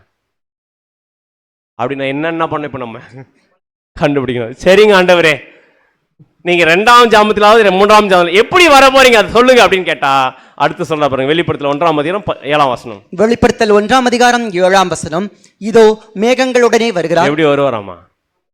வரும்போது எப்படி வருவாராமா? மேகங்களோட வருவார். கண்கள் யாவும் அவரை காணும். ஆமா, என்ன சொல்லிட்டாருங்க? கண்கள் யாவும் அவரை காணும். ஆனா ஃபர்ஸ்ட் நம்மனா பார்த்தோம் மாம்ச கண்களால் பார்க்க முடியாது போடுது. பிரதர் என்ன பண்றீங்க? வசனம் கண்கள் யாவும் அவரை காணும் போட்டிருக்கேன். அவரை குத்தினவர்கள் என்ன பண்ணுவாங்களாமா? அவரை காண்பார்கள். பூமியின் கோத்திரத்தை அவங்க மட்டும் இல்ல, பூமியின் கோத்திரத்தை எல்லாரும் அவரை பார்த்து என்ன பண்ணுவாங்களாமா? புலம்புவார்கள். அப்படியே ஆகும். ஆமேன் அப்படின்ட்டார். அப்படி இப்ப என்னோட கேள்வி, திருடல் வர்ற மாதிரி வருவாரா? மின்னல் மாதிரி வருவாரா? ஆரவாரத்தோட வருவாரா? நினைக்காத டைம்ல வருவாரா? இல்ல 2ஆம் ஜாமத்திலாவது 3ஆம் ஜாமத்திலாவது வருவாரா? இல்ல மேகங்களோட வருவாரா? கண்கள் யாவும் அவரை காணுமா? அப்படின்னு என்ன பண்ணோம்? இப்ப நம்ம என்ன பண்ணோம்? கண்டுபிடிக்கணும். வானத்தை பார்த்தா வேலைக்கு ஆகாது. இப்ப எதை பார்க்கணும்? நம்ம தீர்க்க தரிசன வசனம். கரெக்டா இல்லைங்களா? இப்போ இந்த தீர்க்க தரிசனம் அதான் அப்போஸ்தலன் பேதுரு சொல்லிட்டார். அதிக உறுதியான தீர்க்க தரிசன வசனம். இவ்வளோ வசனம் இருந்திருக்கு. இது தெரியாம வானத்தை பார்த்துன்னு உக்காந்துருக்கிறோம் நம்ம. எப்போ வருவார் எப்போ வருவார் அப்படின்னா இப்போ இதெல்லாம் என்ன வசனங்கள்? இப்போ பார்த்தது எல்லாமே என்ன வசனம் கேட்குறேன்? அதிக உறுதியான தீர்க்க தரிசன வசனங்கள். இப்போ இதெல்லாம் கண்டுபிடிச்சா எப்படி நம்முடைய ஆண்டு வருவார்னு என்ன பண்ண முடியும்? நம்மளால கண்டுபிடிச்ச முடியும். அப்படியே இந்த தீர்க்க தரிசன வசனத்துக்குள்ள போறோம்னா ஃபர்ஸ்ட் நம்ம தெரிஞ்சிக்க வேண்டியது இந்த தீர்க்கதரிசன வசனத்தை 1 by 1 நம்ம கிளியரா பார்க்க போறோம். இதை பார்க்கறதுக்கு முன்னாடி நம்ம தெரிஞ்சிக்க வேண்டிய வசனம் எதுன்னு பாத்தீங்கன்னா 2 பேதுரு 1:20 2 பேதுரு 1:20 வேதத்தில் உள்ள எந்த தீர்க்க தரிசனமும் சுய தோற்றமான பொருளை உடையதா இராது என்று நீங்கள் முந்தி அறிய வேண்டியது. தெரிஞ்சுக்கங்க. என்ன தெரிஞ்சுங்க? ஃபர்ஸ்ட் நம்ம ஃபர்ஸ்ட் என்ன தெரிஞ்சுக்கணுமா? வேதத்தில் உள்ள எந்த தீர்க்க தரிசனமும் சுய தோற்றமான பொருள் இல்லைன்றதை நம்ம பார்த்தீங்கன்னு தெரிஞ்சுக்கணும். எப்படி ஆரவாரத்தோடும் பிரதான தூதனோட சத்தத்தோடும் தீர்க்க தரிசனம் சொல்லியிருக்குன்னா சுய தோற்றமான பொருள் இல்லைன்னு ஃபர்ஸ்ட் தெரிஞ்சுக்கணும். திருடன் வருகிற விதமா அப்படின்னா லிட்டரலா திருடன் மாதிரி வர போறாரா? அவர் திருடனா? அவரு இல்ல. அப்படின்னா திருடன் வருகிற விதம்னா என்னன்னு கண்டுபிடிக்கணும். அந்த மாதிரி இயேசு கிறிஸ்துனுடைய வருகை எப்படி இருக்குன்னு நம்ம என்ன பண்ணோமே. அப்படி நான் தீர்க்கதரிசன வசனத்தை படிக்கும்போது ஃபர்ஸ்ட் நம்ம தீர்க்கதரிசன வசனத்தை படிக்கிறதுக்கு முன்னாடி இது சுயத்தோற்றமான பொருள் இல்லைன்றது கண்டுபிடிச்சிக்கணும். ஆனா ஃபர்ஸ்ட் என்ன கிளியர் பண்ணிட்டு நம்முடைய ஆண்டவர் விட்டு அப்போஸ்தலர் அடையாளத்தை கேட்கறாங்கன்னு அர்த்தம். நம்முடைய ஆண்டவர் 2ஆம் வருகையில் வருவது மாம்ச கண்கள் என்ன பண்ண முடியாது, பார்க்க முடியாது. அதனால அடையாளத்தை கேட்டிருக்கிறாங்க.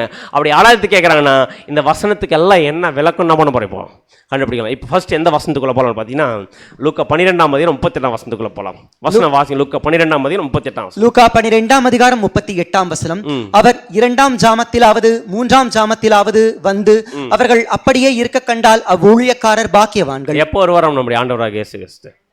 2ஆம் ஜாமத்திலாவது 3ஆம் ஜாமத்திலாவது வந்து. அப்படின்னா எப்போ வருவார்? எப்போ வருவார்ன்றதை கண்டுபிடிக்கணும். ஃபர்ஸ்ட் எது தெரிஞ்சிருக்கணும் நமக்கு? 2ஆம் ஜாமனா என்ன, 3ஆம் ஜாமனா என்னன்னு தெரிஞ்சாதான் 2ஆம் ஜாமத்திலாவது 3ஆம் ஜாமத்திலாவதுன்றது கண்டுபிடிக்க முடியும். புரியுதுங்களா? அப்படின்னா ஜாமம்னா என்ன? ஜாமம் ஜாமம்னா ஆக்சுவலா இங்க யாருடைய மெத்தட் நம்முடைய ஆண்டவர் பேசிருக்காரு பார்த்தீங்கன்னா யூதர்களுடைய பாரம்பரியத்தினுடைய மெத்தட் பேசுறார். ஆக்சுவலா யூதர்கள் மார்னிங்ல இருக்க டைமை வேலைகள் பிரிப்பாங்க, நைட்டில் இருக்கிற டைமை ஜாமங்கள் பிரிப்பாங்க. வேலைகள் 1ஆம் மணி வேலை, 2ஆம் மணி வேலை, 3ஆம் மணி வேலை, 4ஆம் மணி வேலைன்னு சொல்லுவாங்க. புரிஞ்சுங்களா? 3ஆம் மணி வேலை, 6ஆம் மணி வேலை, 9ஆம் மணி வேலை, 12ஆம் மணி வேலை, இப்படி பிரிப்பாங்க. எதை? பகல்ல. அப்படின்னா அர்த்தம் 3ஆம் மணி வேலைன்னு என்ன அர்த்தம்? 3ஆம் மணி வேலைன்னா எத்தனை மணி?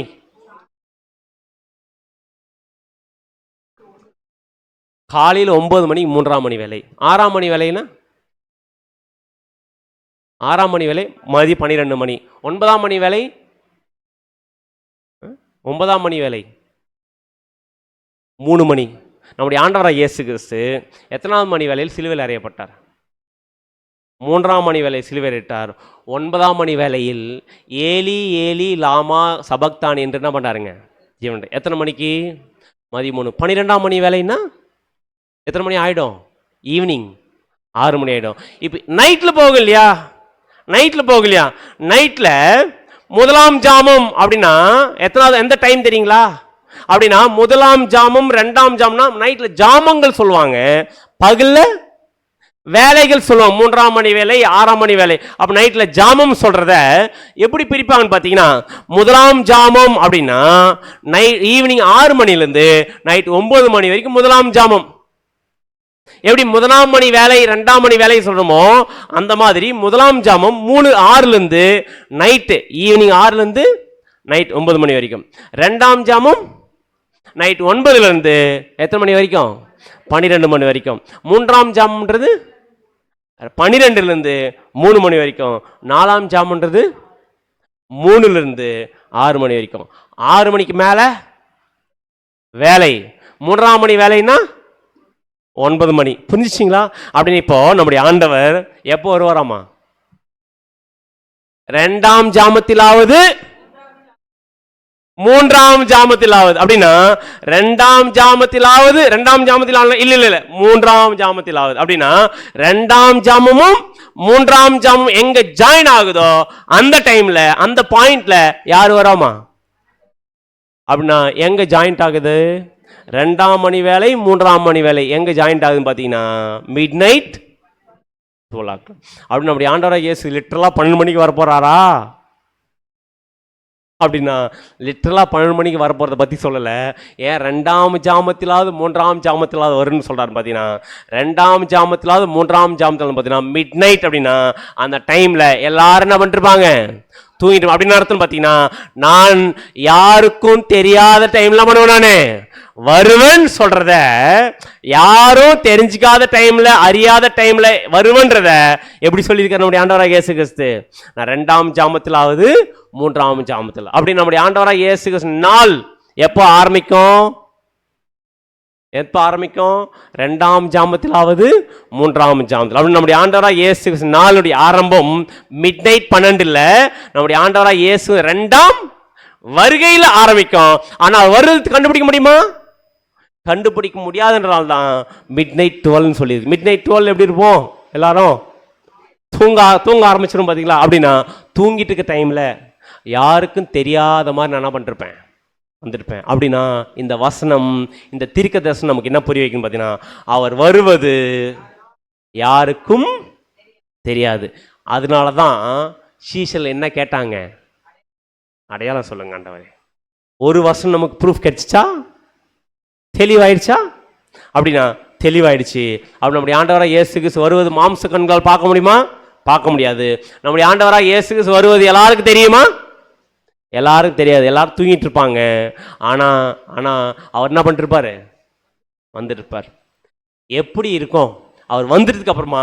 எப்படி இருக்குன்னு கேட்டா வசனம் வாசிக்கலாம் பாருங்க. மத்திய 24:27 வசனம். மத்தேயு 24:27 மின்னல் கிழக்கிலிருந்து தோன்றி மேற்கு வரைக்கும் பிரகாசிக்கிறது போல மனுஷகுமாரனுடைய வருகையும் இருக்கும். ஃபர்ஸ்ட் நம்ம என்ன கண்டுபிடிச்சோம் பாத்தீங்கன்னா, அவர் வருவது யாருக்கும் தெரியாத கண்டுபிடிச்சிட்டோம். இப்ப இந்த வசனத்துல போட்டு பாத்தீங்கன்னா, மின்னல் கிழக்கிலிருந்து தோன்றி மேற்கு வரைக்கும் பிரகாசிக்குமா? எங்கேயாச்சும் மின்னல் பிரகாசிச்சிருக்கான்னு கேட்குறேன். கிழக்கிலிருந்து மேற்கு வரைக்கும் பார்த்துருக்குறோமா? மின்னல் எப்படி பிரகாசிக்கும்? அது எங்க பிரகாசிக்கும், எப்படி பிரகாசிக்குன்னே தெரியாது. கரெக்டா? அப்படின்னா கிழக்கிலிருந்து எக்ஸாக்ட் கிழக்கில் உதிச்சு மின்னல் மேற்கு வரைக்கும் பிரகாசிக்குமா? பிரகாசிக்குமா பிரகாசிக்காதா?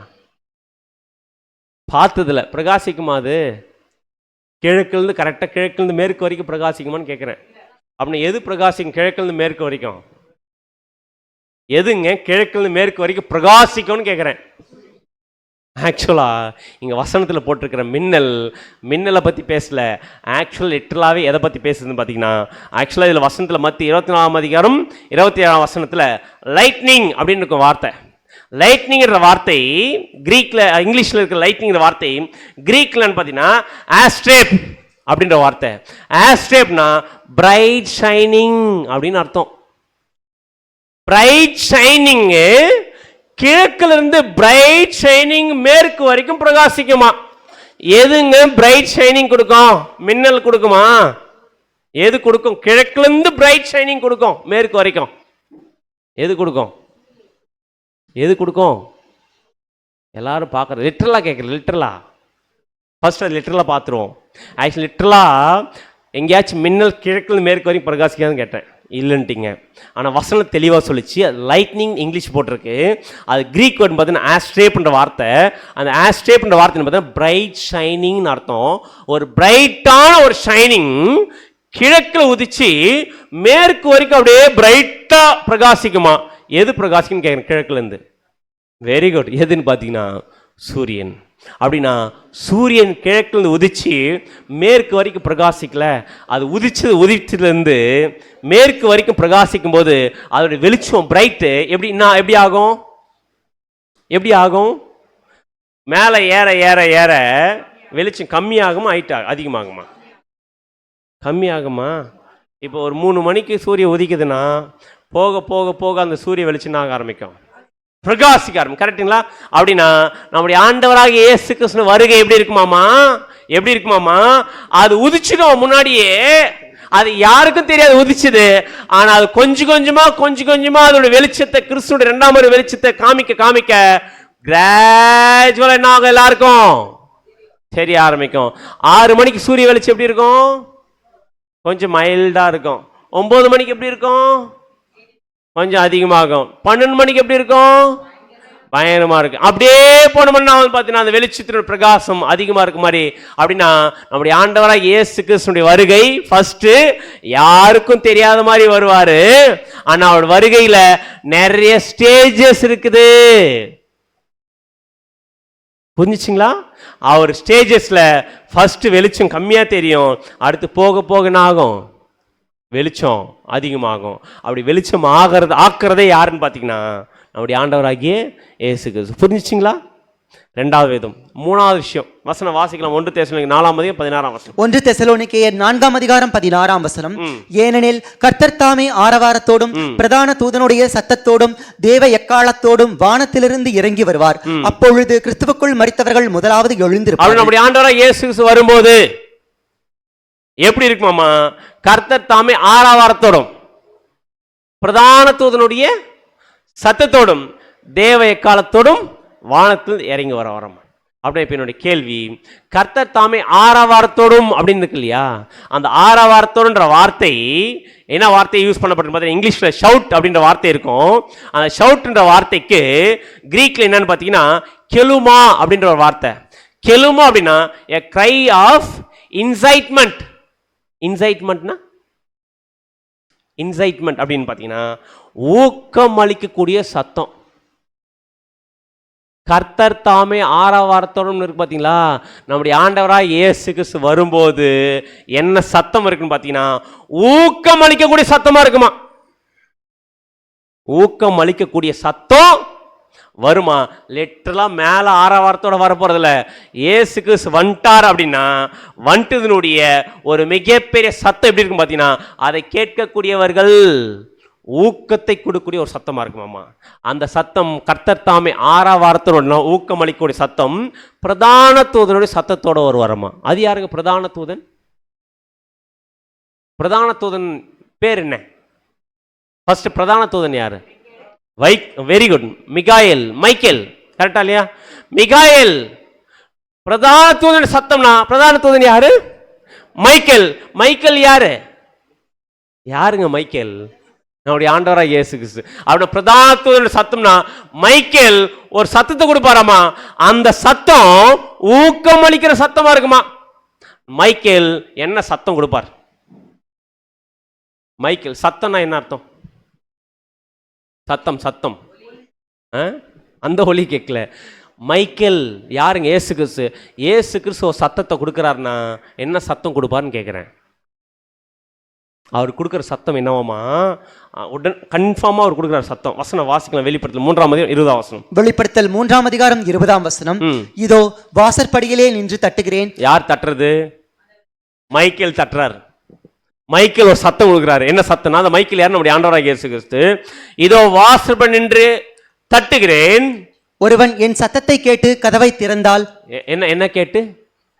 சத்தத்தை கேட்டு கதவை. மைக்கேல் தட்டுற சத்தத்தை, நம்முடைய ஆண்டவராகிய இயேசு தட்டுற சத்தத்தை கேட்டு கதவை திறந்தால் அவனிடத்தில் நான் பிரவேசித்து அவனோட போஜனம் பண்ணுவேன், அவனும் என்னோட போஜனம் பண்ணுவான். அப்படின்னா இயேசு கிறிஸ்து தட்டுற சத்தம் நம்ம கேக்குதா? இயேசுக்கு தட்டுற சத்தம்னா என்னன்னு கேட்கிறேன். என்ன சத்தத்தை அவர் கொடுப்பாராமா?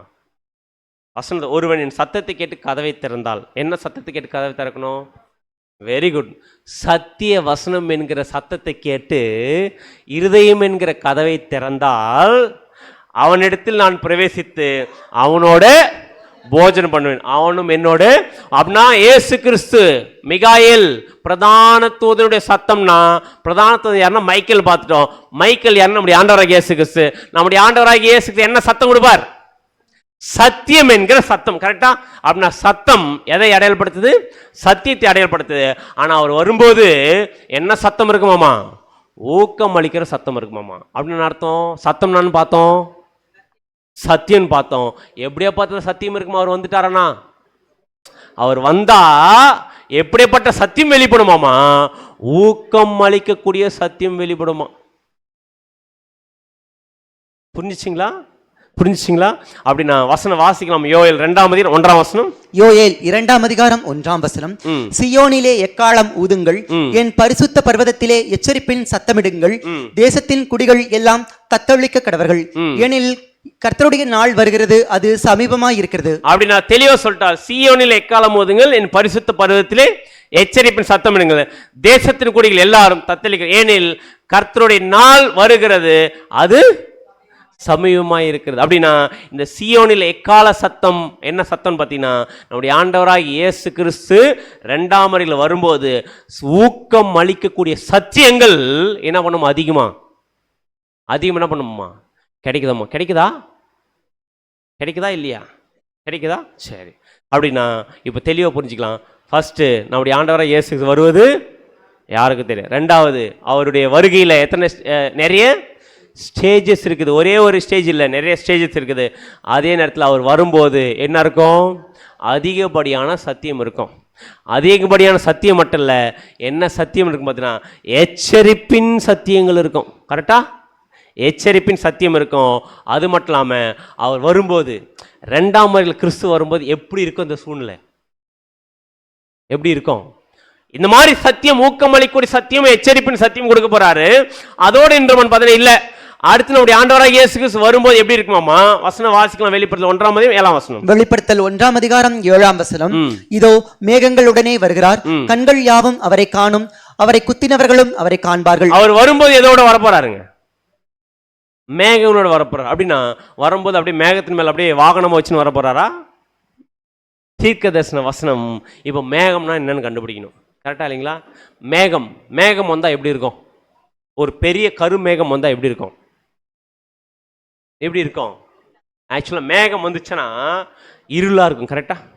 அப்படின்னா இருள், இந்த மேகம், கருமேகம் எதை அடையாளப்படுத்துது அப்படின்னு பார்த்தீங்கன்னா உபத்திரவம். நம்முடைய ஆண்டவராக இயேசு கிறிஸ்து ரெண்டாம் வருகையில் வந்தாருன்னா இந்த உலகத்தில் என்ன அதிகமாக இருக்கும்? உபத்திரவம் அதிகமாக இருக்கும். வசனம் வாசிக்கலாம் பாருங்க. செப்பையா 1:14 மற்றும் 16 வரைக்கும். செப்பனியா 1 வசனங்கள் 14 முதல் 16 முடிய. கர்த்தருடைய பெரிய நாள் சமீபித்திருக்கிறது, அது கிட்டிச் சேர்ந்து மிகவும் தீவிரித்து வருகிறது. கர்த்தருடைய நாள் என்கிற சத்தத்துக்கு பராக்கிரமசாலி முதலாய் அங்கே மனங்கசந்து அலறுவான். அந்த நாள் உக்கிரத்தின் நாள், அந்த நாள் உக்கிரத்தின் நாள், அது இக்கட்டும் இடுக்கமுமான நாள், அது இக்கட்டும் இடுக்கமான நாள், அது அழிவும் பாழ்கடிப்புமான நாள், அழிவும் பாழ்கடிப்புமான நாள், அது இருளும் அந்தகாரமுமான நாள், இருளும் அந்தகாரமான நாள், அது மப்பும் மந்தாரமுமான நாள், அது அரணிப்பான நகரங்களுக்கும் உயரமான கொத்தளங்களுக்கும் விரோதமாக எக்காலம் ஊதுகிறதும் ஆர்ப்பரிக்கிறதுமான நாள். அப்படின்னா நம்முடைய ஆண்டவராக இயேசு கிறிஸ்து இரண்டாம் வருகையில இந்த உலகத்துக்கு என்னவா இருக்கும்? மிகுந்த உபத்திரவம் இருக்கும்ன்றத நம்ம தெரியவாயிடுச்சு. அடுத்து இன்னொரு வசனம் வாசிக்கலாம். 2 பேதுரு 3:10. 2 பேதுரு 3:10. கர்த்தருடைய நாள் இரவிலே திருடன் வருகிற விதமாய் வரும், அப்பொழுது வானங்கள் மடமட என்று அகன்று போம், வானங்கள் மடமடவென்று அகன்ற போம், பூதங்கள் வெந்து உருகிப்போம், பூமியும் அதில் உள்ள கிரியைகளும் எரிந்து அழிந்து. வானங்கள் மடமடவென்று அகன்று போனா எது லிட்டல இந்த வானமா? அதே மாதிரி பூதங்கள் வெந்து உருகி போனா, பூதம்னா என்ன அர்த்தம்? பூதம்னா பூதம் இல்ல, பூமி வெந்து உருகி போம், பூமியும் அதில் உள்ள கிரியைகளும் எரிந்து அழிந்து போம். அப்படின்னா இது என்ன சொல்ல வர்றார்? நம்முடைய ஆண்டவராகிய இயேசு கிறிஸ்து இரண்டாம் வருகையில் வரும்போது இந்த பூமியில் இருக்க வானங்கள் மடமட என்று அகன்று போம், பூமியும் பூமியில் உள்ள கிரியைகளும் எரிந்து அழிந்து போகும்னா எதை சொல்றாரு பார்த்தீங்கன்னா, ஆக்சுவலா இங்கிலீஷ்ல அழகாக elements will be destroyed by fire. எலிமெண்ட்ஸ்னா இந்த பூமியில எலிமெண்ட்ஸ் இருக்குதாமா, எலமெண்ட்ஸ் என்ன ஆக போகுதுன்னு பார்த்தீங்கன்னா அழிஞ்சிட்டு போகுது, எரிஞ்சு அழியும் போகுது. அது என்ன எலமெண்ட்ஸ்? இப்போ பூமியில் எது இருக்குன்னு பார்த்தீங்கன்னா 4 அமைப்புகள் இருக்கு. ஒன்று அரசியல், மதம், பொருளாதாரம், சமுதாயம். இந்த 4 அமைப்பு இருக்கு இல்லையா? இன்னைக்கு பூமியில் இந்த 4 அமைப்புகள்லாம் இருக்கு. கேட்டா இல்லையா? இது சாத்தானுடைய கண்ட்ரோல் இருக்கு. இந்த 4 அமைப்பு, இந்த 4 அமைப்புகளையும் அச்சு நொறுக்கக்கூடிய ஒரு மிகப்பெரிய வேலையை யார் செய்ய போறது? அடிச்சு நொறுக்கக்கூடிய வேலையை யார் செய்ய போறாரு பார்த்தீங்கன்னா நம்முடைய ஆண்டவராகிய இயேசு. ஏன் செய்ய போறாரு பார்த்தீங்கன்னா இதெல்லாம் சாத்தானுடைய கண்ட்ரோல் இருக்கும்போது நடக்கிற விஷயம். இது எல்லாமே அவருடைய ராஜ்யத்துக்கு இசைவா மாத்தணும்னா இந்த அமைப்புகள் எல்லாமே அடிச்சு நொறுக்கக்கூடிய வேலையை செய்யும் போது ரொம்ப சந்தோஷமா இருக்குமா? அதான் வசனம் சொல்லு, வானம் மடமடவென்று அகன்றிருப்போம், பூமி பூதம் வெந்து உருகிப்போம் அப்படின்னு நடந்து பார்த்தீங்கன்னா இங்க இருக்கக்கூடிய அமைப்புகள் எல்லாமே அடிச்சு நொறுக்கும் போது மிகுந்த உபத்திரவம் இருக்கும். இப்போ தெளிவாக புரிஞ்சா? அவர் வருவது யாருக்கு தெரியாது. அவருடைய வருகையின் நிறைய ஸ்டேஜஸ் இருக்குது. அடுத்து அதிகப்படியான சத்திய வெளிச்சம் அவர் வரும்போது தான் கிடைக்கும். முதலாம் முறையில் கிடைச்சிச்சா? முதலாம் முறையில் அவர் வரும்போது அப்போ இருந்த டைம்ல ட்ரூத் வெளிச்சம் அதிகமாக இருந்துச்சு. அதே மாதிரி இரண்டாம் முறையில் வரும்போது இன்னும் அதிகப்படியான சத்தியம் வெளிச்சம் வரும், எச்சரிப்பின் சத்தியம் வெளிப்படும். அதே நேரத்தில் அவர் வரும்போது என்ன இருக்கும்? உபத்திரம் இருக்கும். அது மட்டும் இல்லாமல் அடுத்தது நம்ம கேள்வியாக இருந்த ஒரு வசனத்தை இப்போ நம்ம பார்க்க போகிறோம். என்னன்னு பார்த்தீங்கன்னா வெளிப்படுத்தல் 1:7. வெளிப்படுத்தல் 1:7. இதோ மேகங்களுடனே வருகிறார். அந்த மேகம் எதுன்னு கண்டுபிடிச்சிட்டுமா? உபத்திரம். அவர் வரும்போது என்ன இருக்கும்? அந்த பூமியில உபத்திரம் இருக்கும். கண்கள் யாவும் அவரை காணும். என்ன பண்ணுவோமா? கண்கள் யாவும் அவரை காணும். அப்படின்னா இவ்வளோ வசனத்துல பார்த்ததுல திருடன் வருகிறவனா அவர் வர்றது யாருக்குமே தெரியாது. அதே மாம்ச கண்கள் பார்க்க முடியாது. அதே அதிகப்படி சத்தியம் வெளிச்சம் பார்த்துட்டோம். ஆனா கண்கள் யாவும் அவரை காணும் போட்டுக்க பிரதர். அப்ப லிட்டரல் கண்கள் பார்க்க முடியுமா? அதிக உறுதியான தீர்க்கதரிசன வசனம் அப்படின்னு லிட்டரல் கண்கள்லாம் பார்க்க முடியுமா? தீர்க்கதரிசன வசனத்தில் ஒன்று போட்டிருக்குன்னா அந்த தீர்க்கதரிசன வசனத்துக்கு அடையாளம் பாஷை சுய தோற்றமான பொருள் இல்லை. அப்படின்னா கண்கள் யாவும் அவரை காணும் போட்டிருக்கு இல்லையா? இங்கே என்ன வார்த்தை யூஸ் பண்ணப்பட்டிருக்குன்னு பார்த்தீங்கன்னா ஆக்சுவலாக சி அப்படின்ற வார்த்தை என்ன வார்த்தைன்னு பார்த்தீங்கன்னா ஆப்டோமாய் அப்படின்ற கூட கிரேக்க வார்த்தை. ஆப்டோமாய் அப்படின்ற கிரேக்க வார்த்தைக்கு என்ன அர்த்தம் பார்த்தீங்கன்னா வாலண்டரிலி அப்சர்வேஷன். அப்சர்வேஷன் அர்த்தங்க புரிந்து கொள்றது. புரிஞ்சுங்களா? அப்சர்வேஷன் அர்த்தம் புரிஞ்சு கொள்றது. அப்படின்னா இங்க கண்கள் யாவும் அவரை காணும் அப்படின்னு பார்த்தீங்கன்னா அவர் வந்துட்டத லிட்டரல் கண்களை பார்க்க மாட்டாங்க. அவர் வந்துட்டார்ன்றத என்ன பண்ணிப்பாங்க புரிந்து கொள்ளும். எதை பார்த்து மிகுந்த உபத்திரவம், அதிகப்படியான சத்தியம், எச்சரிப்பின் சத்தியம், இதெல்லாம் புரியும் போது தெளிவா அண்டர்ஸ்டாண்ட் பண்ணிப்பாங்க. அவர் என்ன பண்ணிட்டாரு அப்படின்னா கண்கள் யாவும் அவரை காணும்னா அண்டர்ஸ்டாண்டிங் அப்படின்னு கூடிய புரிந்து கொள்ளுதல் அவங்களுக்கு தெரிய ஆரம்பிச்சிடும். என்ன சொல்றாரு பார்த்தீங்கன்னா இயேசு கிறிஸ்து வந்துட்டார்ன்ற ஒரு அப்சர்வேஷனை என்ன பண்ணிப்பாங்க தெரிஞ்சுப்பாங்க. உதாரணத்துக்கு நம்ம கூட இதை புரிஞ்சுக்கிறதுக்காக சொல்றேன். என்ன புரிஞ்சுக்க சொல்லணும் பார்த்தீங்கன்னா இப்போ ஒரு விஷயத்த ஒருத்தர் நமக்கு எக்ஸ்பிளைன் பண்ணுறாருன்னு வச்சுக்கோங்க. சொல்லும்போது சில இடத்துல ஓ ஐ சி அப்படின்வாங்க. சொல்லுவாங்களா? ஓ ஐ சி அப்படின்னா நம்ம பார்த்தோமா அதை லிட்டரலாக பார்த்தோமா? இல்லை. என்ன சொல்கிறோம்? நம்ம அவர் சொல்கிற விஷயத்த நம்ம எக்ஸாக்ட் என்ன பண்ணிக்கணும், புரிஞ்சுக்கணும். புரிஞ்சதை சொல்லும்போது எப்படின்னு சொல்லணும் பார்த்தீங்கன்னா ஹை சி அப்படின்னு சொல்லுவோம். அந்த மாதிரி தான் இந்த வசனத்தில் என்ன சொல்லணும், ஆப்டோமாய் அப்படின்னா அப்சர்வேஷன். கண்கள் யாவும் அவரை காணும்னா அவர் வந்துட்டாருன்றத உபத்திரவங்கள்லாம் பார்க்கும்போது அவர் வந்துட்டாரு நாம் என்ன பண்ணிக்கிறோம், அறிஞ்சிக்கிறோம், அண்டர்ஸ்டாண்ட் பண்ணிக்கிறோம் தான் அந்த வசனம் சொல்லியிருக்குது. இது தெரியாமல் நம்ம வானத்தை பார்த்துக்கிட்டு கண்கள் யாவும் அவரை காணும்னு சொல்லிட்டு வானத்தை பார்த்துருந்தா என்ன பண்ண முடியாது. அதுதாங்க வானத்தை பார்க்காதீங்க. எதை பார்க்க சொன்னாருங்க? வசனத்தை பார்க்க சொன்னார். வசனத்தை பார்த்தா எவ்வளோ தெளிவாகுது. ஆனால் வானத்தை பார்த்தா என்ன ஆகலை, தெளிவாகலை. அப்படின்னா இப்போ தெளிவாக புரியுதுங்களா? அவர் வரும்போது யாருக்கும் தெரியாது, நிறைய ஸ்டேஜஸ் இருக்கும், அதிகப்படியான சத்திய வெளிச்சம் வேணுமா இருக்குமா, எச்சரிப்பின் சத்தம், மிகுந்த உபத்திரம் இருக்கும். அடையாளம் இருந்தால் தான் நம்ம கண்டுபிடிக்க முடியும். லிட்டல் கண்கள் பண்ண முடியாது, பார்க்க முடியாது. அதே மாம்ச கண்கள் என்ன பண்ண முடியாது, பார்க்க முடியாது. இதனால தான் நம்முடைய ஆண்டவர் பேசும்போது இரவிலே திருடன் வருகிற விதமாய் கர்த்தருடைய நாள் வரும் என்கிறதை நீங்கள் நன்றாய் அறிந்திருக்கிறீர்களே. அப்படி இதிலிருந்து நமக்கு என்ன தெளிவாக புரிஞ்சு பார்த்தீங்கன்னா நம்முடைய ஆண்டவராக இயேசு கிறிஸ்து மாம்ச கண்களால் பார்க்க முடியாது. ஆனால் அவர் வந்துட்டாரா இல்லையான்றதை கண்டுபிடிக்கிறதுக்கு எதை வச்சு கண்டுபிடிக்கலாமாமா? அடையாளம் கேட்டாங்களா? இதெல்லாம் பார்த்தோம். அவருடைய வருகையில் இதெல்லாம் இருக்கும். நிறைய ஸ்டேஜஸ் இருக்கும். அதை நம்ம பார்க்க போறோம். நிறைய ஸ்டேஜஸ் இருக்கும், அதிகப்படியான சத்தியம் இருக்கும், ஊக்கமளிக்க சத்தியம், எச்சரிப்பின் சத்தியம் எல்லாம் இருக்கும் போது. ஆனால் அவர் வருகையை பற்றி பார்க்கும்போது நம்முடைய ஆண்டவராக இயேசு வர்றதை பார்க்க முடியாது. அப்படின்னுமா அது எப்படி தெரிஞ்சுக்குதுன்னு கேட்டால் அடையாளம் இருக்குதாமா. அந்த அடையாளத்தை சொல்லுங்கன்னு சொல்லி சீஷல் யார்கிட்ட கேட்டாங்க, இயேசு கிறிஸ்து கேட்டாங்க. அப்படி இதில் நமக்கு தெளிவாயிடுச்சு. நம்முடைய ஆண்டவரை லிட்டரலான கண்களால் பார்க்க முடியாதனால தான் என்ன கேட்டிருக்காங்க சீஷர்கள், அடையாளத்தை கேட்டிருக்கிறாங்க. அதை வசனம் வாசிக்கலாம். மத்திய 24 மத்திய 24 பின்பு அவர் ஒலிவ மலையின் மேல் உட்கார்ந்திருக்கையில் சீஷர்கள் அவரிடத்தில் தனித்து வந்து இவைகள் எப்பொழுது சம்பவிக்கும், உம்முடைய வருகைக்கும் உலகத்தின் முடிவுக்கும் அடையாளம் என்ன, எங்களுக்கு சொல்ல வேண்டும் என்றார். அப்படின்னா இப்ப என்ன கேட்டாங்க பார்த்தீங்கன்னா அடையாளத்தை கேட்கிறாங்க. எதுக்கு அடையாளத்தை கேட்கிறாங்க? வருகைக்கும். அப்படின்னா வருகைன்ற வார்த்தையை நம்ம பார்த்துட்டோம். என்னன்னுங்க இங்கிலீஷ்ல கம்மிங்னா கிரீக்ல பரோஷினா பிரசன்ஸ். அப்படின்னா தெளிவா நமக்கு தெரியும். பரோஷியானா பிரசன்ஸ்னா வந்து இருத்தல்.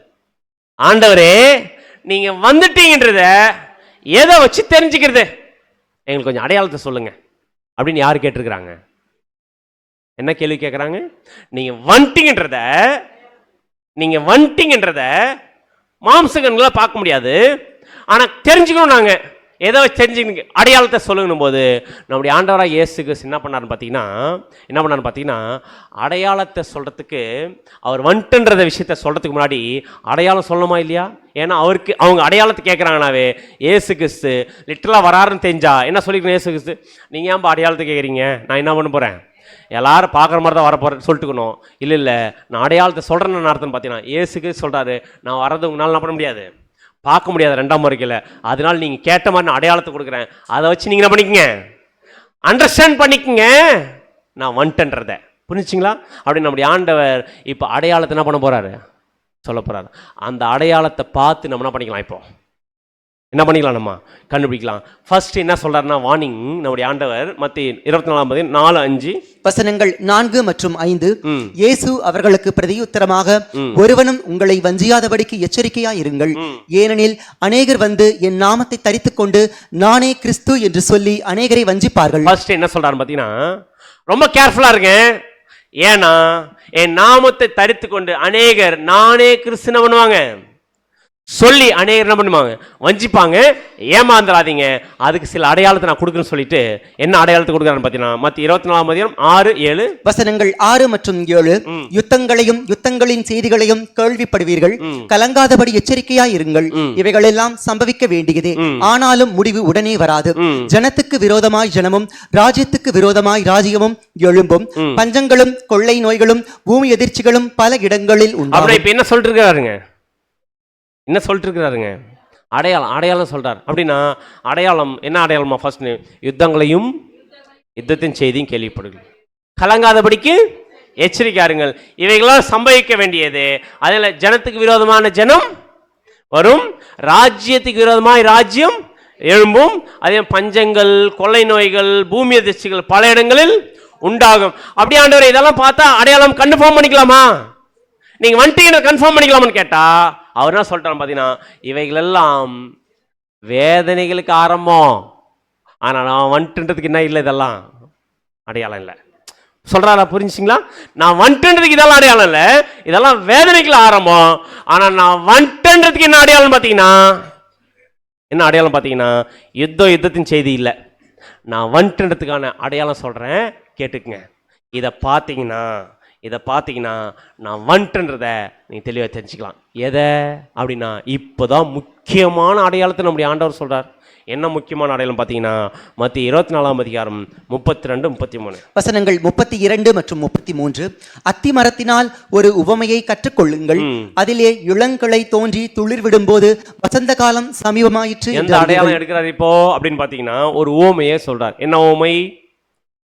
அத்தி மரத்தினால் ஒரு உவமையை கற்றுக்கொள்ளுங்கள், அதில் இளங்கிளை தோன்றி துளிர் விடும்போது வசந்த காலம் என்னாயிற்று, சமயமாயிற்று என்று அறியீர்கள். அப்படியே இவைகளையெல்லாம் நீங்கள் காணும்போது எவைகளை அத்திமரம் துளிர் விடுறத நீங்கள் காணும்போது அவர் சமீபமாய் வாசல் அருகே வந்திருக்கிறார் என்று அறியுங்கள். சமீபமாய் வாசல் அருகே வந்திருக்கிறார் என்ன பண்ணிக்கங்க, அறிஞ்சுக்கொள்ளுங்க. எதை பார்க்க சொல்றாருங்க, நான் வந்துட்டேன்றத தெரிஞ்சுக்கணுமா? ஒரு முக்கியமான அடையாளம் சொல்றேன். இந்த அடையாளத்தை பார்த்தீங்கன்னா அது நடந்துச்சுன்னா நான் என்ன பண்ணிட்டேன்னு அர்த்தம், வந்துட்டேன்னு அர்த்தம்.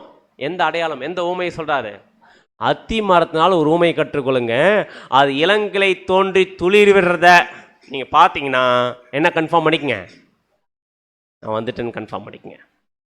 அப்படின்னா இப்போ என்ன கண்டுபிடிக்கணும், அடையாளத்தை கண்டுபிடிக்கணும். அடையாளம் சொல்லிட்டா அந்த அடையாளம் என்னன்னு கண்டுபிடிக்கணும். அப்படின்னா அத்திமரம் துளிர் விடுதான்னு எங்கே போய் பார்க்கணும்? சென்னையில் இருக்கா? சென்னையில் எங்கன்னா அத்திமரம் துளிர் விடுதான்னு போய் பார்த்தா அது வருஷம் துளிர் விடும். அதை பார்த்தா என்ன பண்ண முடியாது, நம்முடைய ஆண்டவர் 2ஆம் வருகையை கண்டுபிடிக்க முடியாது. அதனால எல்லாரும் போய் அத்திமரத்தை தேட வேண்டாம், வானத்தை பார்த்து நம்ம அத்திமரத்தை போய் தேட வேண்டாம். இப்போ எதை பார்க்கணும்னு பார்த்தீங்கன்னா அத்திமரம்னா என்னன்னு கண்டுபிடிக்கணும். அதை கண்டுபிடிச்சிட்டு அது என்னன்னு புரிஞ்சுக்கிட்டோம்னா ஆட்டோமேட்டிக்கா நம்முடைய ஆண்டவராக இயேசு வந்துட்டாரா இல்லையான்றதை கன்ஃபார்ம் பண்ணிக்கலாம். வசனம் வாசிக்கலாம். மத்தேயு 21:18-19. எது அத்திமரம்? மத்தேயு 21ஆம் அதிகாரம் வசனங்கள் 18 மற்றும் 19. காலையிலே அவர் நகரத்துக்கு திரும்பி வருகையில் அவருக்கு பசி உண்டாயிற்று. ஆயிடுச்சு. இது எப்போ பத்தி பேசுறாரு? நம்முடைய ஆண்டவராக இயேசு கிறிஸ்து முதலாம் வருகையில வந்து ஊழியத்தை பண்ணிட்டு இருக்கும்போது அவருக்கு நகரத்துக்குள்ள என்ட்ரான என்ன வந்துச்சுங்க? அவருக்கு பசி வந்துச்சு. பசி வரும்போது என்ன பண்றாரு பாத்தீங்கன்னா, அப்பொழுது வழியருகே ஒரு அத்திமரத்தை கண்டு அதனிடத்தில் போய் அதிலே இலைகளை அன்றி வேறொன்றையும் காணாமல் இனி ஒரு காலம் உன்னிடத்தில் கனி உண்டாகாதிருக்க கடவது என்றார். உடனே அத்திமரம் பட்டு போயிற்று. அப்படின்னா இயேசு கிறிஸ்து முதலாம் வருகையில வந்து என்ன பண்ணாரு பாத்தீங்கன்னா, கனியை தேடினார். எதுகிட்ட? அத்தி மரத்துக்கிட்ட. என்ன இல்ல? கனி இல்ல. கனி இல்லைன்னு அந்த அத்தி மரத்தை என்ன பண்ணிட்டாரு? சபிஷ்டனாய் அத்தி மரம் பட்டு போச்சு. முதலாம் வருகையில பட்டு போக வச்ச அந்த அத்தி மரம் துளிர் விடுறதை எப்ப நீங்க பாக்குறீங்களோ அப்ப யாரு வந்துட்டேன்?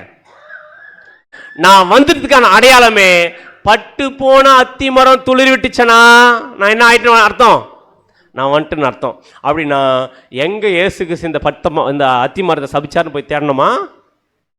அப்படின்னா இப்போ நம்முடைய கேள்வி, நம்முடைய ஆண்டவராக இயேசு முதலாம் வருகையில வந்து கனி எதிர்பார்த்தார்ல, எதிர்பார்த்து கனி இல்லாமல் போச்சு, சபிச்சிட்டார் இல்லையா? எந்த அத்தி மரத்தை பார்த்து சபிச்சார்? அப்படின்னா இங்கே இயேசு கிறிஸ்து ஒரு அத்தி மரத்துக்கிட்ட கனியை பார்த்து இல்லைன்னு உடனே சபிச்சிட்டார். சபிச்சிட்ட உடனே பட்டு போச்சு.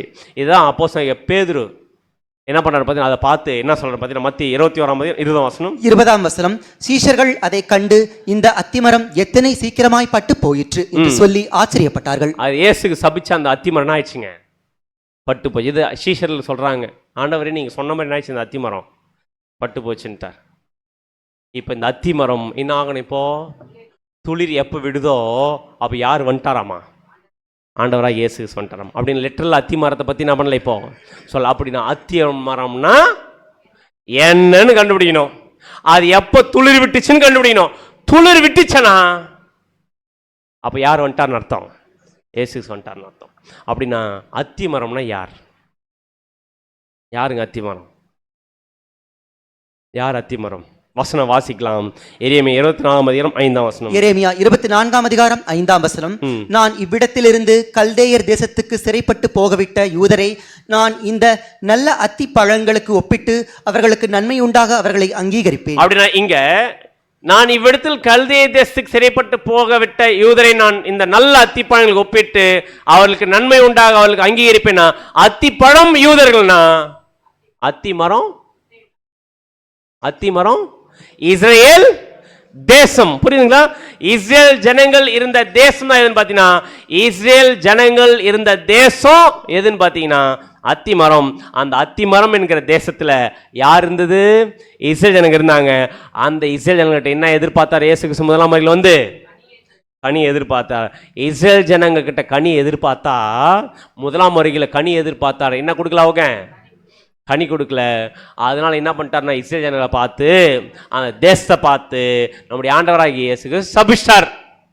சபிஷ்டர்னா ஆயிடுச்சு, பட்டு போச்சு. அப்படின்னா இஸ்ரேல் தேசம், இஸ்ரேல் ஜனங்கள் இயேசு கிறிஸ்து முதலாம் வருகையில் கனி எதிர்பார்த்து கொடுக்காதனால சபிஷ்டார். பட்டு போச்சா? எப்போ பட்டு போச்சு?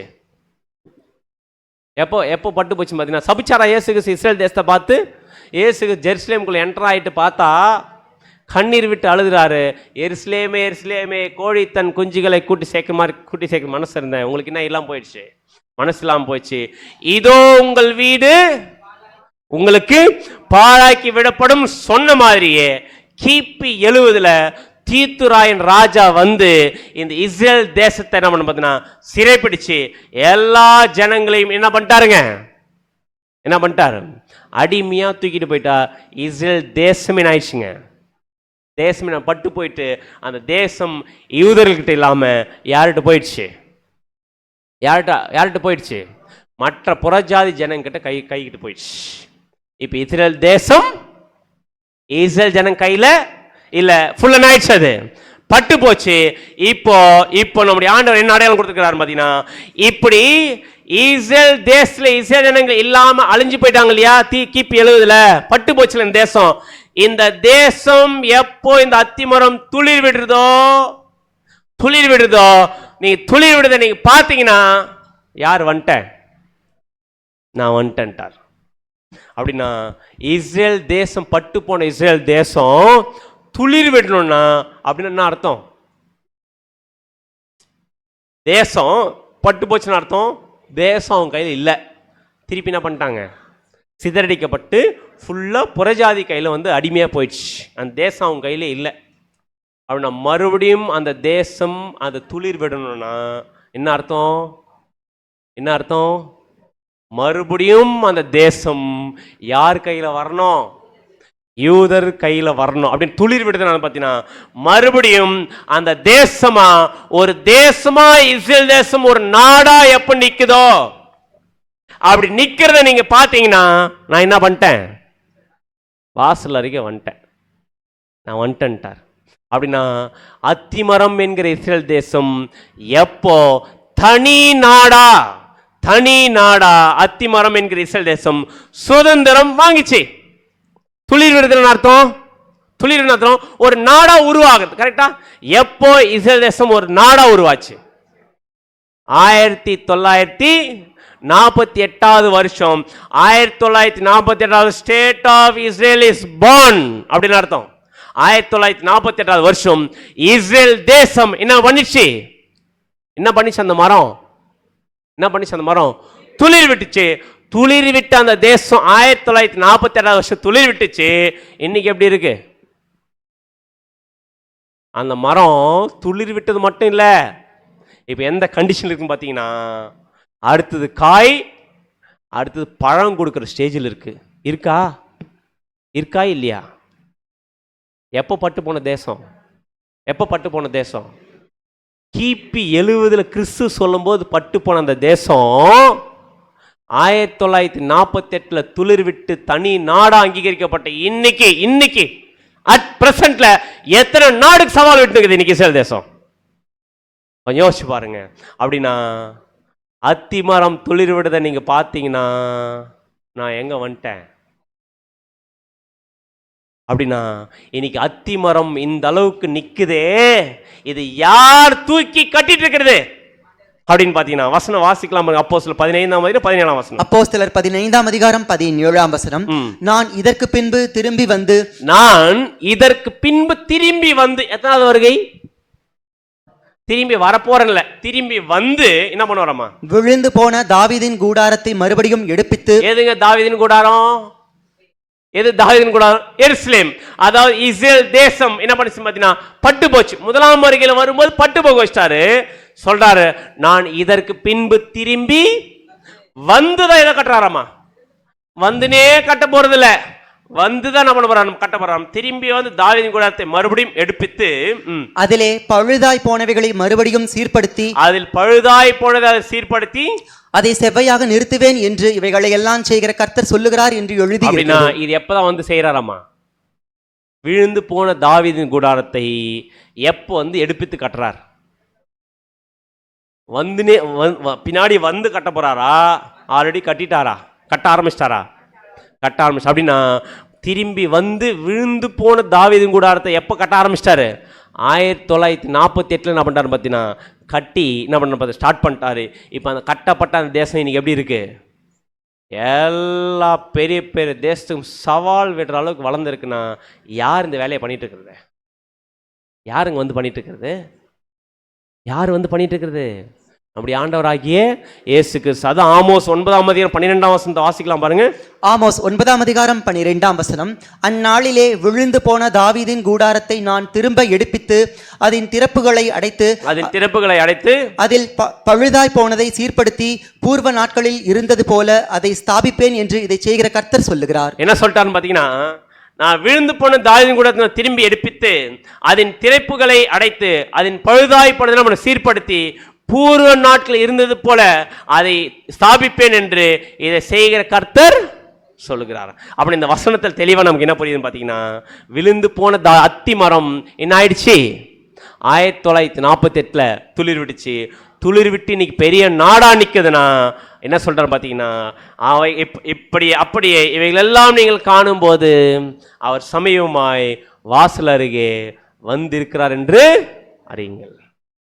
அப்படின்னா இது மட்டும் அடையாளம் இல்லை.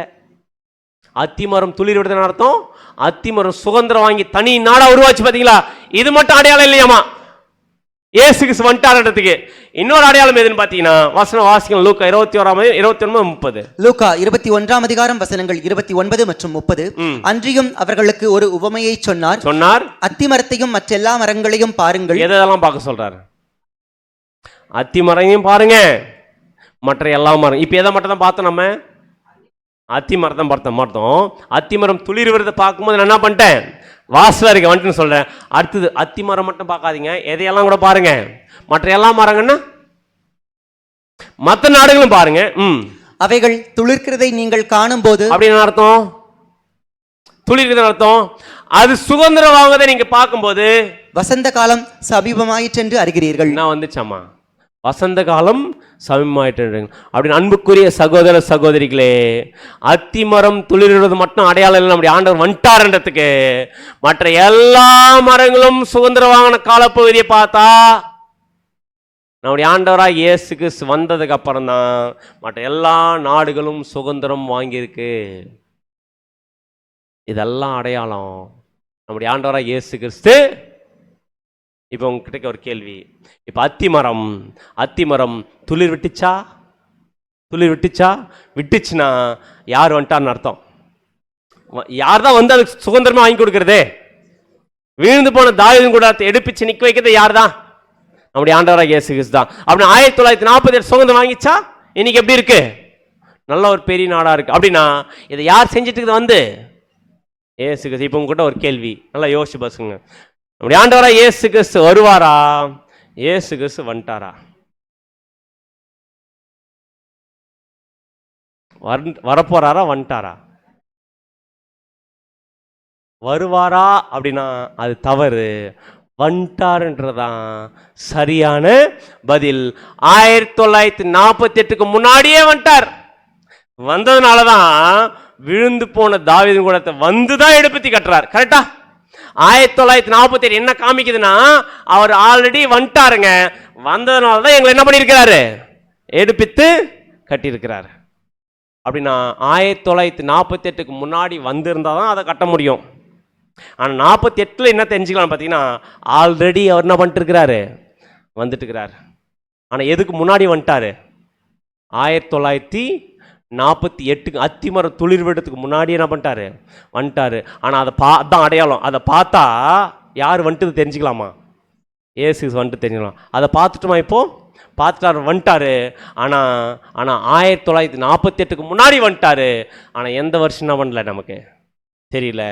ஆனால் அடுத்த வாரம்ன்ற பாருங்க, அதுக்கு எந்திரிச்சு போயிட வேண்டாம்.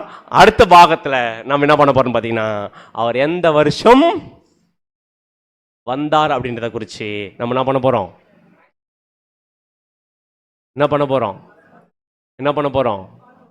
வானத்தை பார்க்க வேண்டாம், எதை பார்க்கலாம்?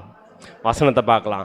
ஸோ இந்த முதல் பாகம் இதோட முடிஞ்சு அடுத்த 2வது பாகம் என்ன பண்ண போறோம்னா பார்க்க போறோம். என்ன டைம் இப்போ? என்ன டைம்? 4:05 மணி. எவ்வளவு நேரத்தை திரும்பி வரலாம்? 15 மினிட்ஸ் பிரேக். 5:15 மறுபடியும் வரலாம். வந்தோம்னா அடுத்த 2 பார்ட் நம்ம சீக்கிரம் பார்க்கறதுக்கு நமக்கு கிடைக்கும். ஒரு பிரேக் இருக்கு. ஸோ பொறுமையாக கேட்டவங்க அனைவரும் தேவன் தாமே ஆசீர்வதிப்பாராக. ஆமென். கேள்விகள் இருந்தால் வச்சுக்கங்க, இன்னும் அடுத்தடுத்த பார்ட்டில் நமக்கு இன்னும் கிளியர் ஆகும்.